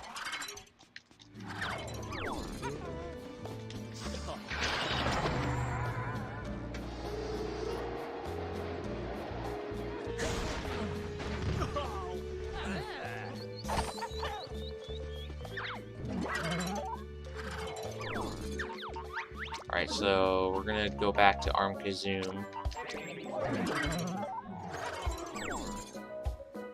Because for this mission... okay, so this mission is like kind of RNG based, but basically we're expected to... Oh my god, are you fucking kidding me? We're expected to take the nuts from, right over there, and then put them in, plug them in all the holes, but you can just do it just fine by using the enemies to plug them. But it's a little bit of a pain because they like to move. They do not like to cooperate all the time. Also, I did not mean to shoot both of them. This helps the enemies like stagnate, and helps me so like some of them won't like try to escape or try to run into me while I'm trying to shoot stuff, or try to plug the holes in. Alright. That was annoying. I completely missed shooting him, but fine. I could just do that. This guy's a little bit hard to get in. There we go. Sometimes he doesn't like to fit in, because he's, you know, it's a square trying to fit into a circle, but... I don't know what happened there. By the way. Oh, I didn't add all the springs that I was supposed to. Whoops. Oh well, it's fine. Not a big deal. Usually I have a lot more springs attached to that vehicle, but I forgot to attach them. Alright. I tried to attach them back on because I had to edit them earlier. Okay, so this mission we're placed right near the sucker. This is another example of springing the sucker to the nuts. This one here, we're just driving really fast over, drops the globe in there, and then, or drops the sucker onto there, and then we just take this guy, suck up the rest of the nuts, and once we get like up to 4,500 or 4,700, it usually varies, the mission automatically ends. And so does the mission. Whoa. Nice.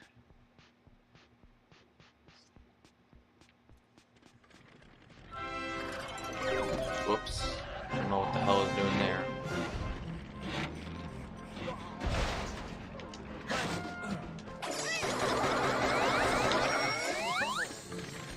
Okay, cash these all in. Don't drop all of them. I didn't want to drop any of them actually, but I guess that was unavoidable. Then we warp the log box and we do one more act.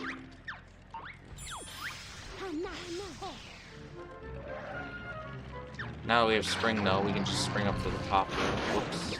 I wanted to drive right into the mission, but it's fine.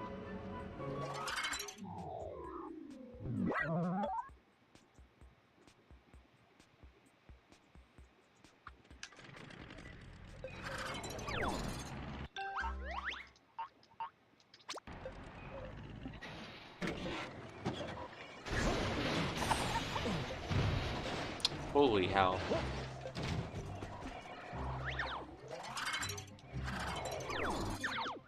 Alright, so this mission,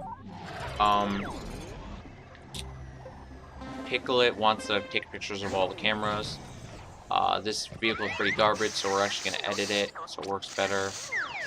And there we go, take the bottom part off, and then we go to town. Make the town red, make the town green, I don't care.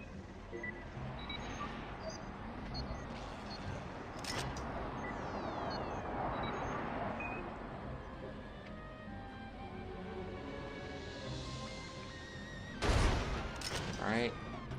Sometimes, as you see there, it doesn't exactly translate. I mean, it's like weird. The hitbox for being able to take a picture is weird.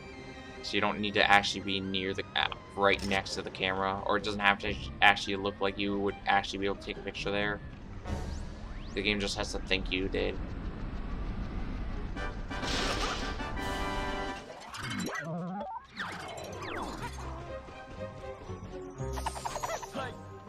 Alright, next mission.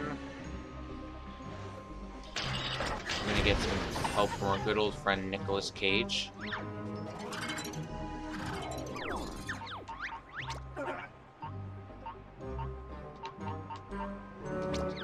Nick Cage mobile in the Book of Seaman. So basically what we gotta do here, blow up these guys,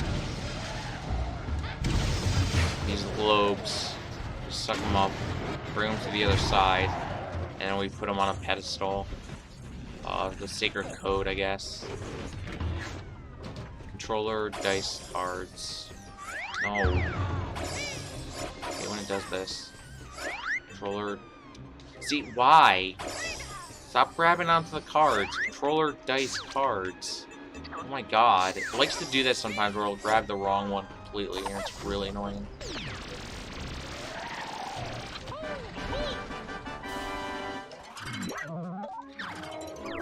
Alright, now we go over to bottles over here. Now this mission is an interesting one because the goal of this mission is to drive this pill over here into that tray, into that statue.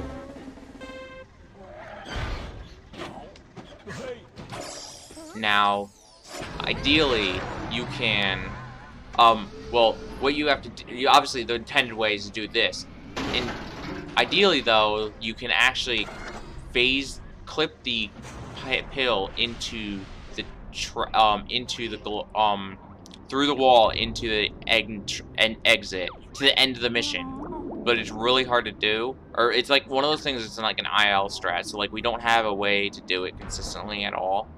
So it's not worth doing for runs presently. Maybe, hopefully, pray to God someday somebody actually finds a way to do that. But for now, we'll just take this scenic route.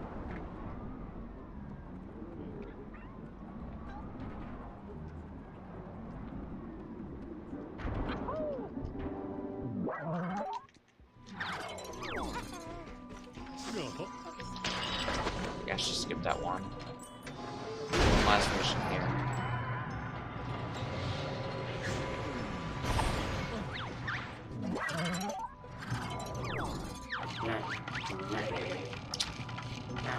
What was I using? Oh yeah, vacuum too.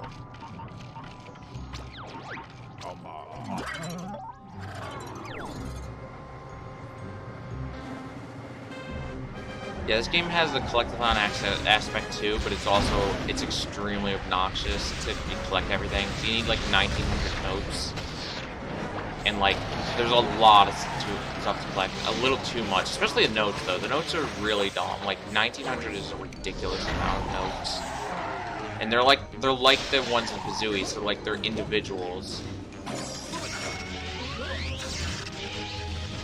Alright, so the goal there is we needed to get those viruses out of here because they've been glitching up the joint. We just need to get 10 of them out of there.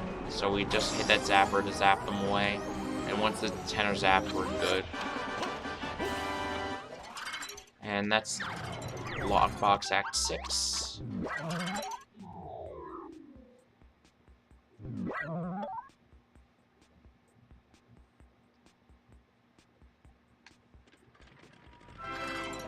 Whoops.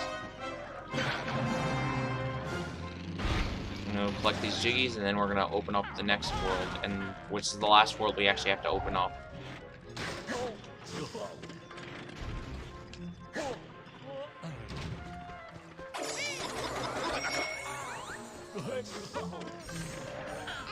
There are instances where there's one by themselves. It's few and far between, but it does happen. All right, so this is cool strat here. We're gonna do.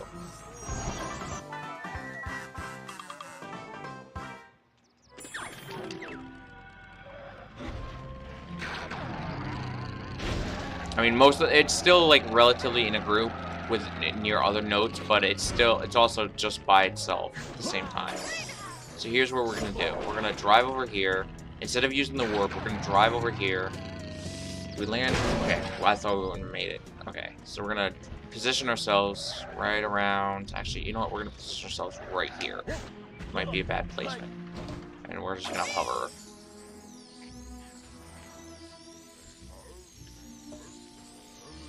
And this strat, if we get it successfully, which it looks like we did, saves about 7 seconds over warping and then hovering.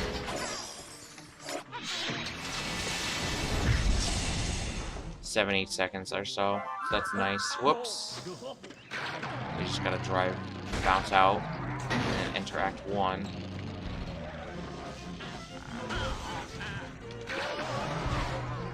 Globetrotting. That's a really good name for it. I like that name, Globetrotting. We should just call it that, the Globetrot. Yeah, so this is Triumph Terror.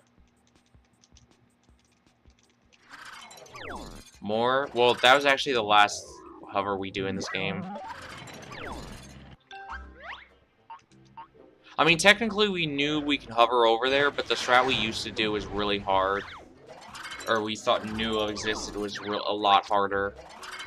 But this is actually, I'm pretty sure, is faster than the other strat we knew about, too. So that's good. Also, speaking of, this is a... Whoops. Hold on. No. So this is a strat here. We used to do this really annoying, obnoxious spring bounce. That would, like, be 3 frames. It was only, like, 3 frames, but I ended up looking into it a while ago. And if we just do this... and then drive it over here. Nope. Positioning is a little bit obnoxious, but it's nowhere near as bad as it was before. Oh my god, I almost didn't make that.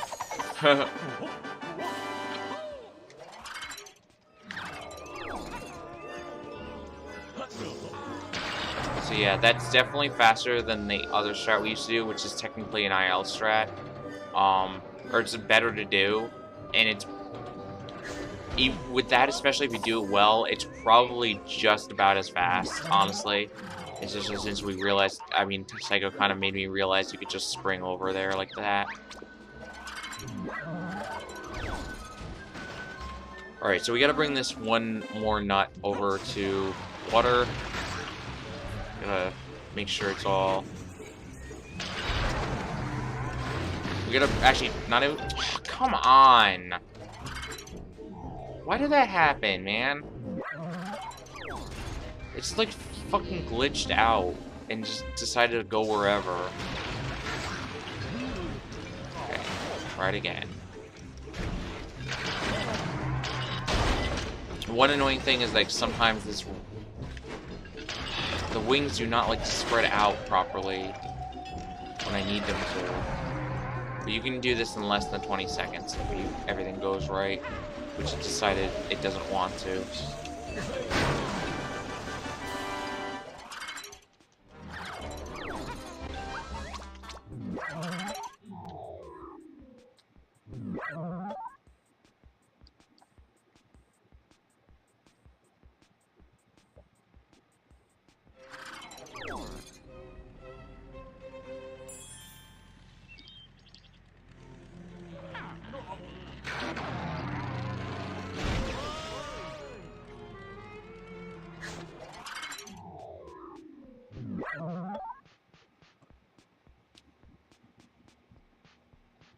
Alright, so let's try and Terror Act 2.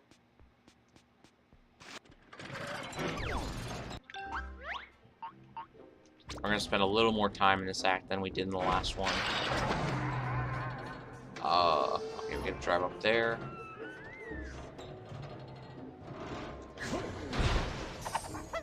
The Klungo over here.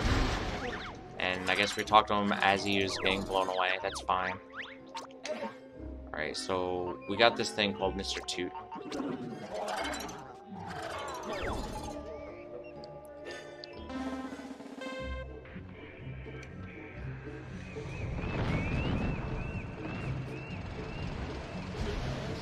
Just blow all these... Basically the idea here is to blow all these balls into the water, and then they'll inflate and become really big, and that's exactly what we need to happen.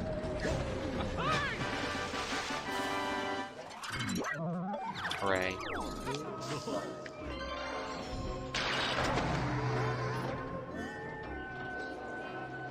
Alright, so here we're just gonna go do some trash, taking out the trash, beating the trash, and or we're just gonna do, take out the trash over here, with... I don't remember what the thing was named. Oh, that's bad. Oh, wide load.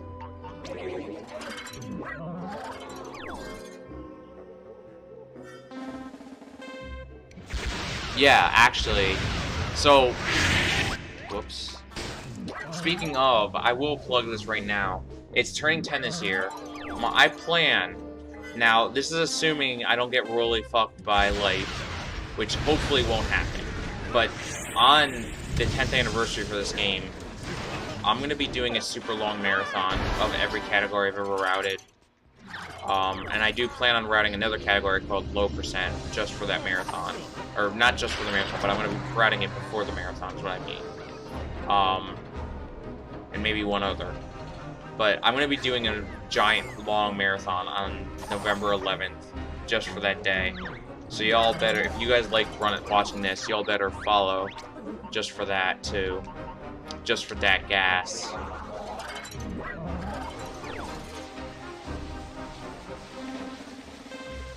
Saucer Apparel is awful. It's long and it's an extremely hard trophy requirement.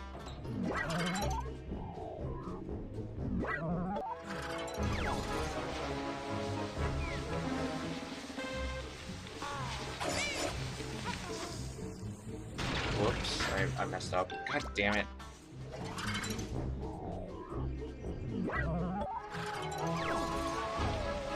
Great, now it's gonna keep messing up. This... Just get over here, you. Oh my god. There we go. Jesus. I don't know why it's been doing that lately. I mean, part of it was my fault, but like... That's not the first time where it just randomly decided to roll off the bottom. That hasn't been a real issue before with my runs. So it's kind of annoying. Alright, so we got one last mission here. If you haven't noticed, the vehicle just spawns in random places depending on what mission you exit. So you just gotta like either run to it or Y warp accordingly depending on where it is. We got one last mission here, taxi. Little guy taxi.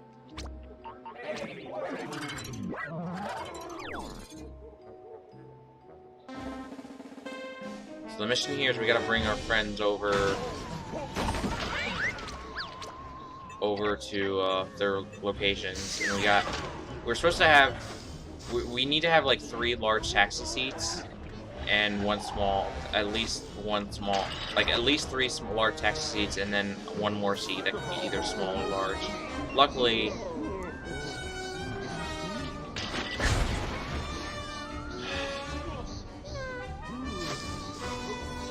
Luckily, as I was saying, we do get freebie taxi seats because after a certain amount, and they do provide us with another 2 free taxi seats as well, so that we can only need to have, or we can just attach another one during the mission. It's really convenient. Because otherwise we have to go out of the way to grab crate 10 just for this mission.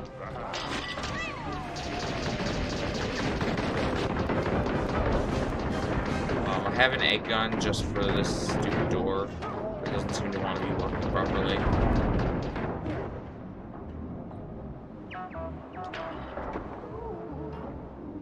Also, I lost my fuel because of all the mess ups. Cool.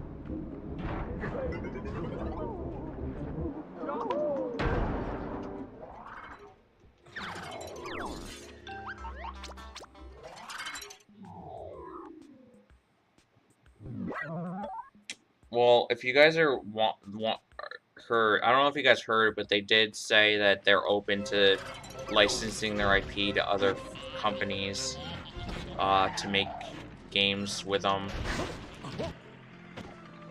So I mean, that's nothing definite, but that could be a good thing, especially if a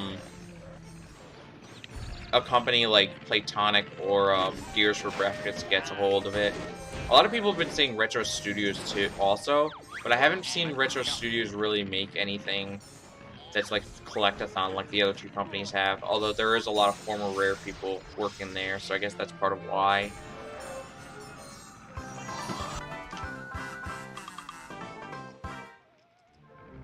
Young Conqueror. Oh man, that was sure a thing.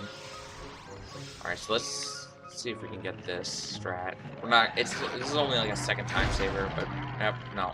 You gotta get just the right speed where you can bounce off of that tree and then get onto the top of, or that platform over there where Acts 5 and 6 are. Did they? Oh, they canceled it. I didn't realize. I kind of forgot about it, and I was like, whatever happened to Young Conqueror? I thought that was still in development. I didn't realize they actually canceled it.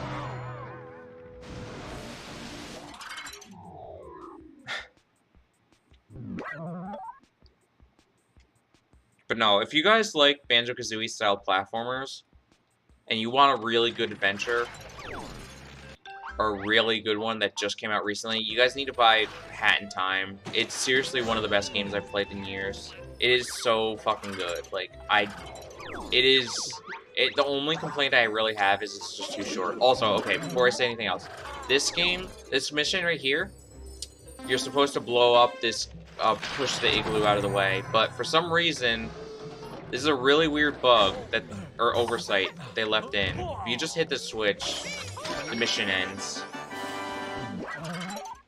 9 seconds. It's very slightly faster than pushing the blocks over, and it's just really funny looking, so.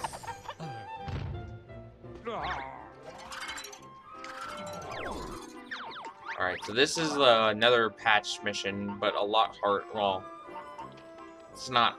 Hold on a second. Where the? There you are. I wouldn't say it's harder necessarily, but it's a lot more inconsistent.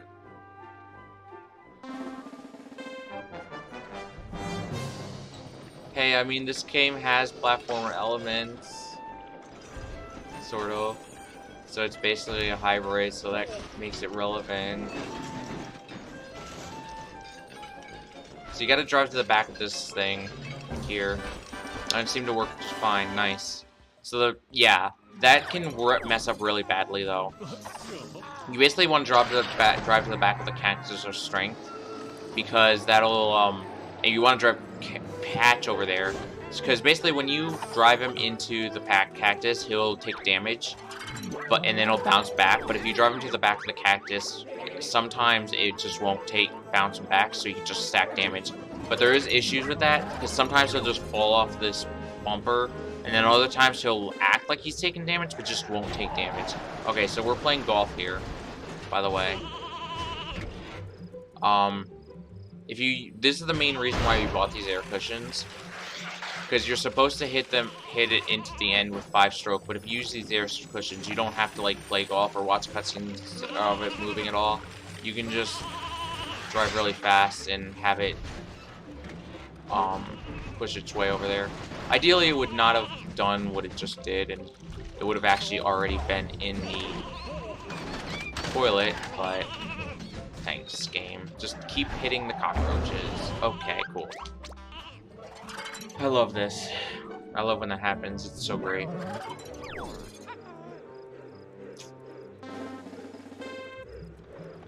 quality right here.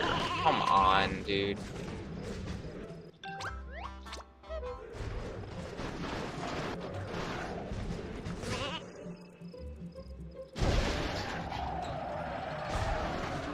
Yeah, so every time it counts a stroke, it makes you watch a cutscene of it getting a stroke, which you obviously don't want. I mean, as long as you get 3, don't do more than 3, it's fine, but... Okay, there we go. Alright, and one new thing is we actually cut the last mission. There used to be another mission there, where we did a long race, but we cut that out because we do Banjo-Land 3 mission instead. Which is very slightly... Actually, it's funny, because like that mission is very slightly longer, but like by doing the Banjo-Land 3 mission instead, because of how early it is, you have just enough jiggies in order to do the second shopping trip before you enter Act 5. Whoops. So that, I believe that makes it worthwhile.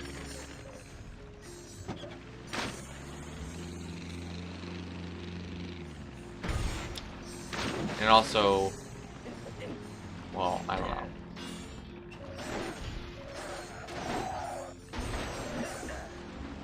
We're just gonna wait this out.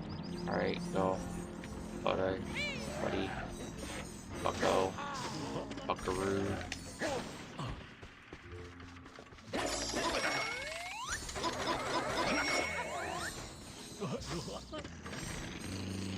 Alright, so we got one last Jiggy travel here, and then we're gonna be fighting Grunty.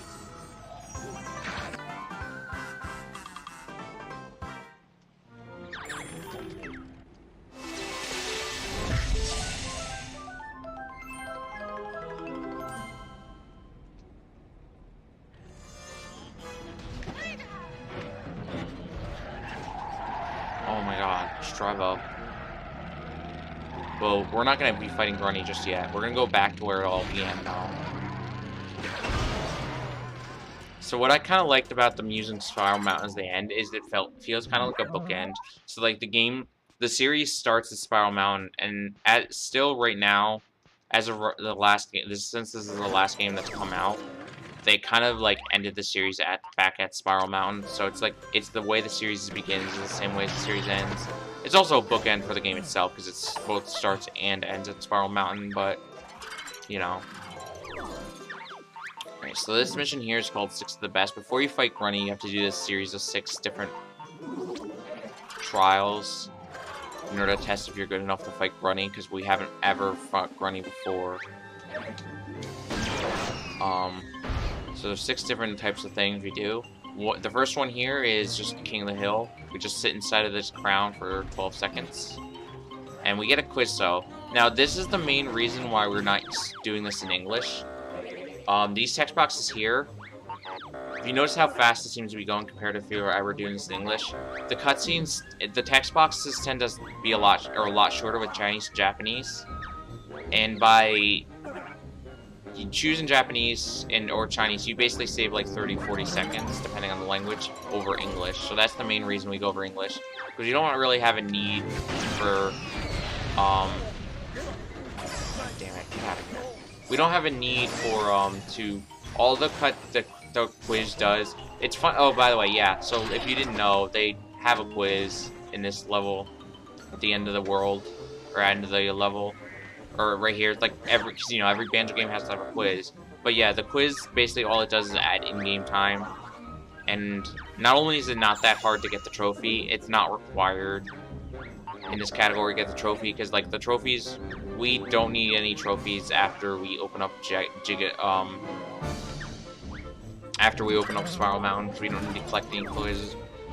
Or we don't collect any more. I did not mean to do that.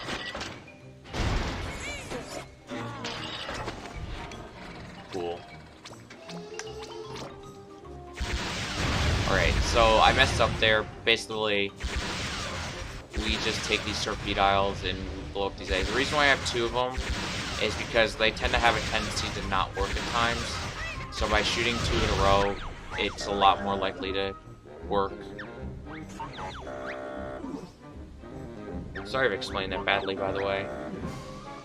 I'm not used to using... This is actually a new model for this mission, so I'm not really used to using the detachers. So that's why I kind of accidentally dropped it. And the detachers are really only there for that one mission. It's funny because the torpedoes are only really there for that one mission, so like after that, the other missions, I just use the detacher to drop all the ammo, and that makes the vehicle run a lot faster.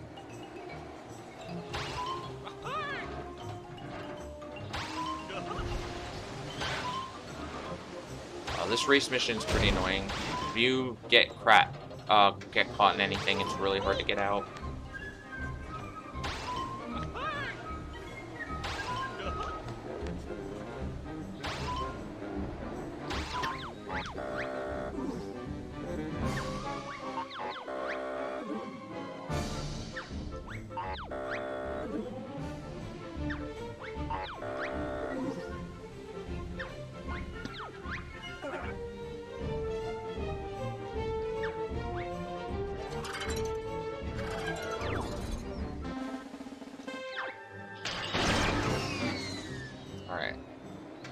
It's kind of a shame though. The only annoying thing about like the way this vehicle is now is this specific mission here. Like that can happen, but if I had the torpedoes, I would just be able to blow them away, and that wouldn't be an issue. But basically here, we're gonna bring these honeycombs back to Log because he's really hungry right now. And you know what's fun to do, and I always like to do this during the run? Not that at all. Oh my fucking god. Are you kidding me? That is not what I wanted to happen. I can't believe I just did that. Wow. That's all I have to say. Ignore that just happened. That was definitely not what I was trying to do. And now I'm just wasting a whole minute trying to grab these back. I cannot believe that just happened.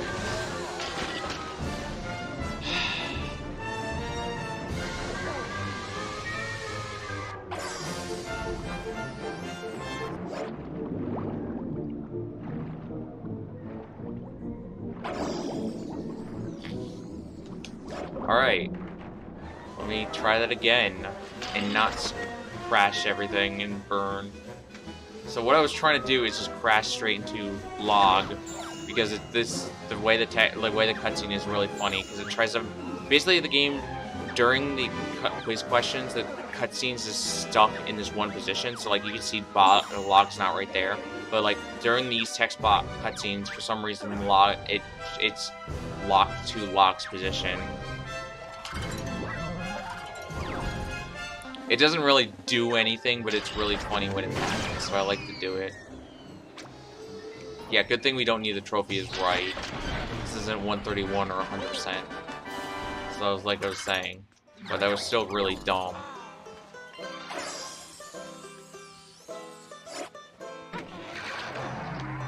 Alright, one last mission, one last battle. Decide over Banjo-Land. By the way, if you were wondering what the story was, we're fighting over the deed to Spiral Mountain. I mean, not Banjo-Land, goddammit. And we use cars to do it. And this is the final battle.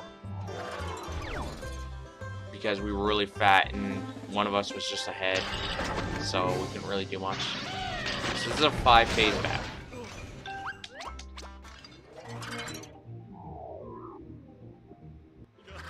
Cannot believe that just happened.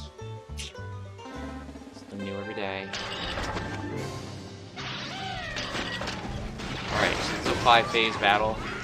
First phase, we just drag. First phase, third phase, and fourth phase, we just drag her into the water because it instantly ends the mission. The second phase and the last phase, though, we use a combination of torpedoes and lasers. I don't know why the torpedoes were not equipped. I think there's something wrong with this vehicle. I can fix this later.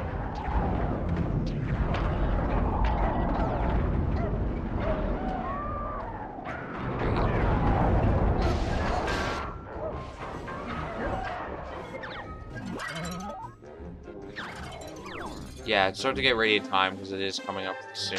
About like 30 minutes to 30 minutes. In about 30 seconds to a minute from now, depending on how good luck is. Or how good the last phase wants to be to me.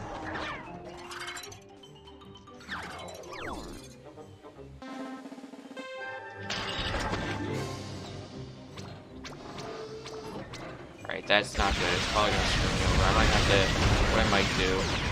Also, I usually don't use this for this part. I don't know why I decided right now to use weapons. Usually I just throw over like this. Okay, well, it still worked. Okay, so this game's gonna be really scary, so what I'm gonna do immediately is just switch, because this vehicle's messed up in the order for whatever reason, so I need everything to be like this. And I already think I'm screwed. Yeah, great. Great! I cannot believe that just happened.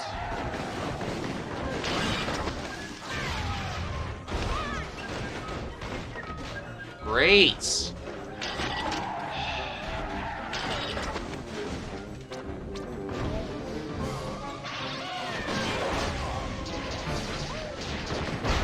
Great. So this is really bad. You can beat this phase immediately, but if you mess up getting right at the beginning, this can happen where you cannot.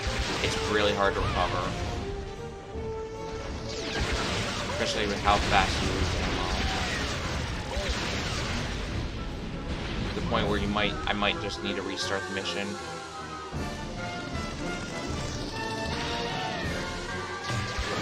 It's all because of the way the vehicle is designed. I might do is it's really obnoxious though.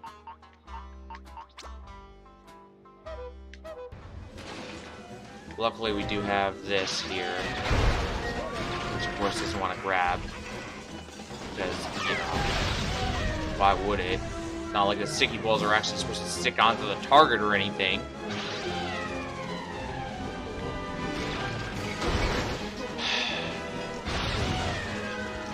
Let's do this to me.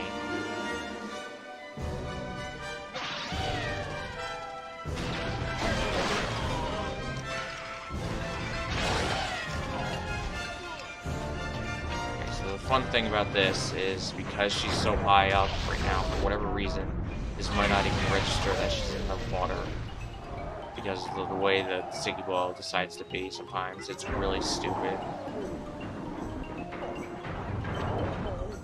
Great. Okay!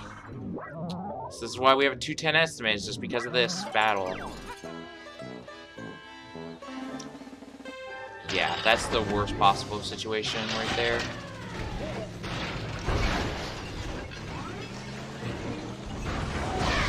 The only reason this is happening, by the way, is because of the way the D-pad is ordered. If this didn't happen, I wouldn't have gotten messed up. But basically, there's supposed to be torpedoes on the left here, and the laser is supposed to be at the bottom. I don't know why it's being like this instead.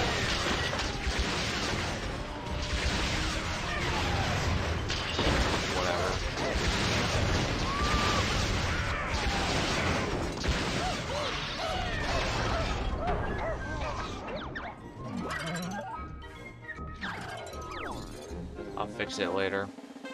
I mean, otherwise, it's been a pretty okay run. That was pretty close to sub 2, minus the whole mess up with Grunny and stuff, which is pretty cool because there's been a lot of improvements lately that have been cutting down this time pretty well.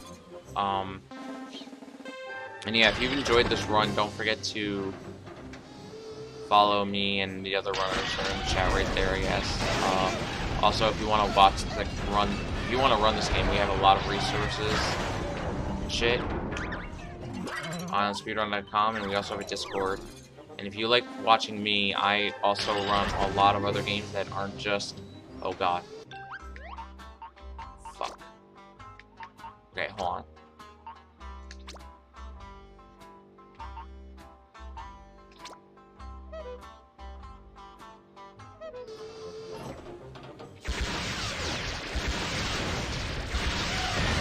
There we go. That's what's supposed to happen.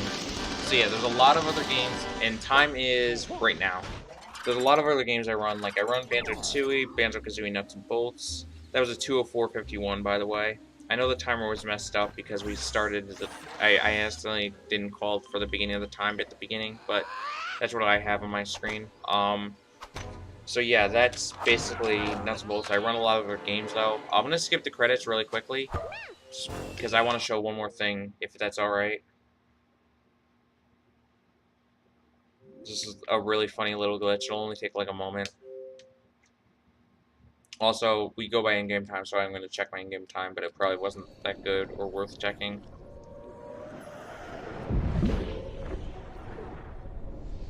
But yeah, I run a lot of other games like Banjo-Kazooie, Nuts and Bolts, Banjo-Tooie, Shantae Rescues Revenge, and Half Genie Hero, Sonic CD, Smash 64. I usually do Smash 64 during the intro, actually. Okay, so quickly check the in-game timer here, just for the hell of it. 1:50:44. Cool. There's like 10 minutes. Alright. So if you like all those games, just surely follow that bot button. I forgot some games, but you can just check my speedrun.com profile for the list.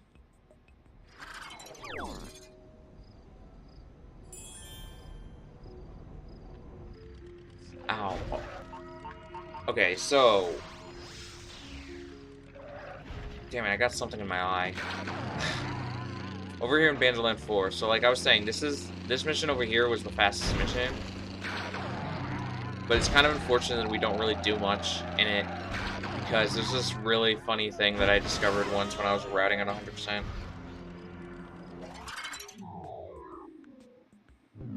Back in December for Really Really Longathon. And it only works for this mission, by the way. I don't know why.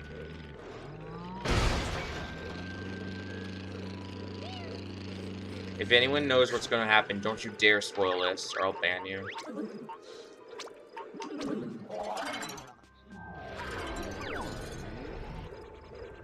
So you're supposed to blow her up over here, but if we just go over to this eyeball, or over the clankers, over here, we crash into his right eye.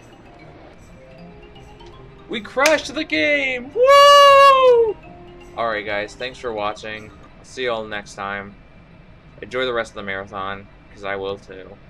Bye!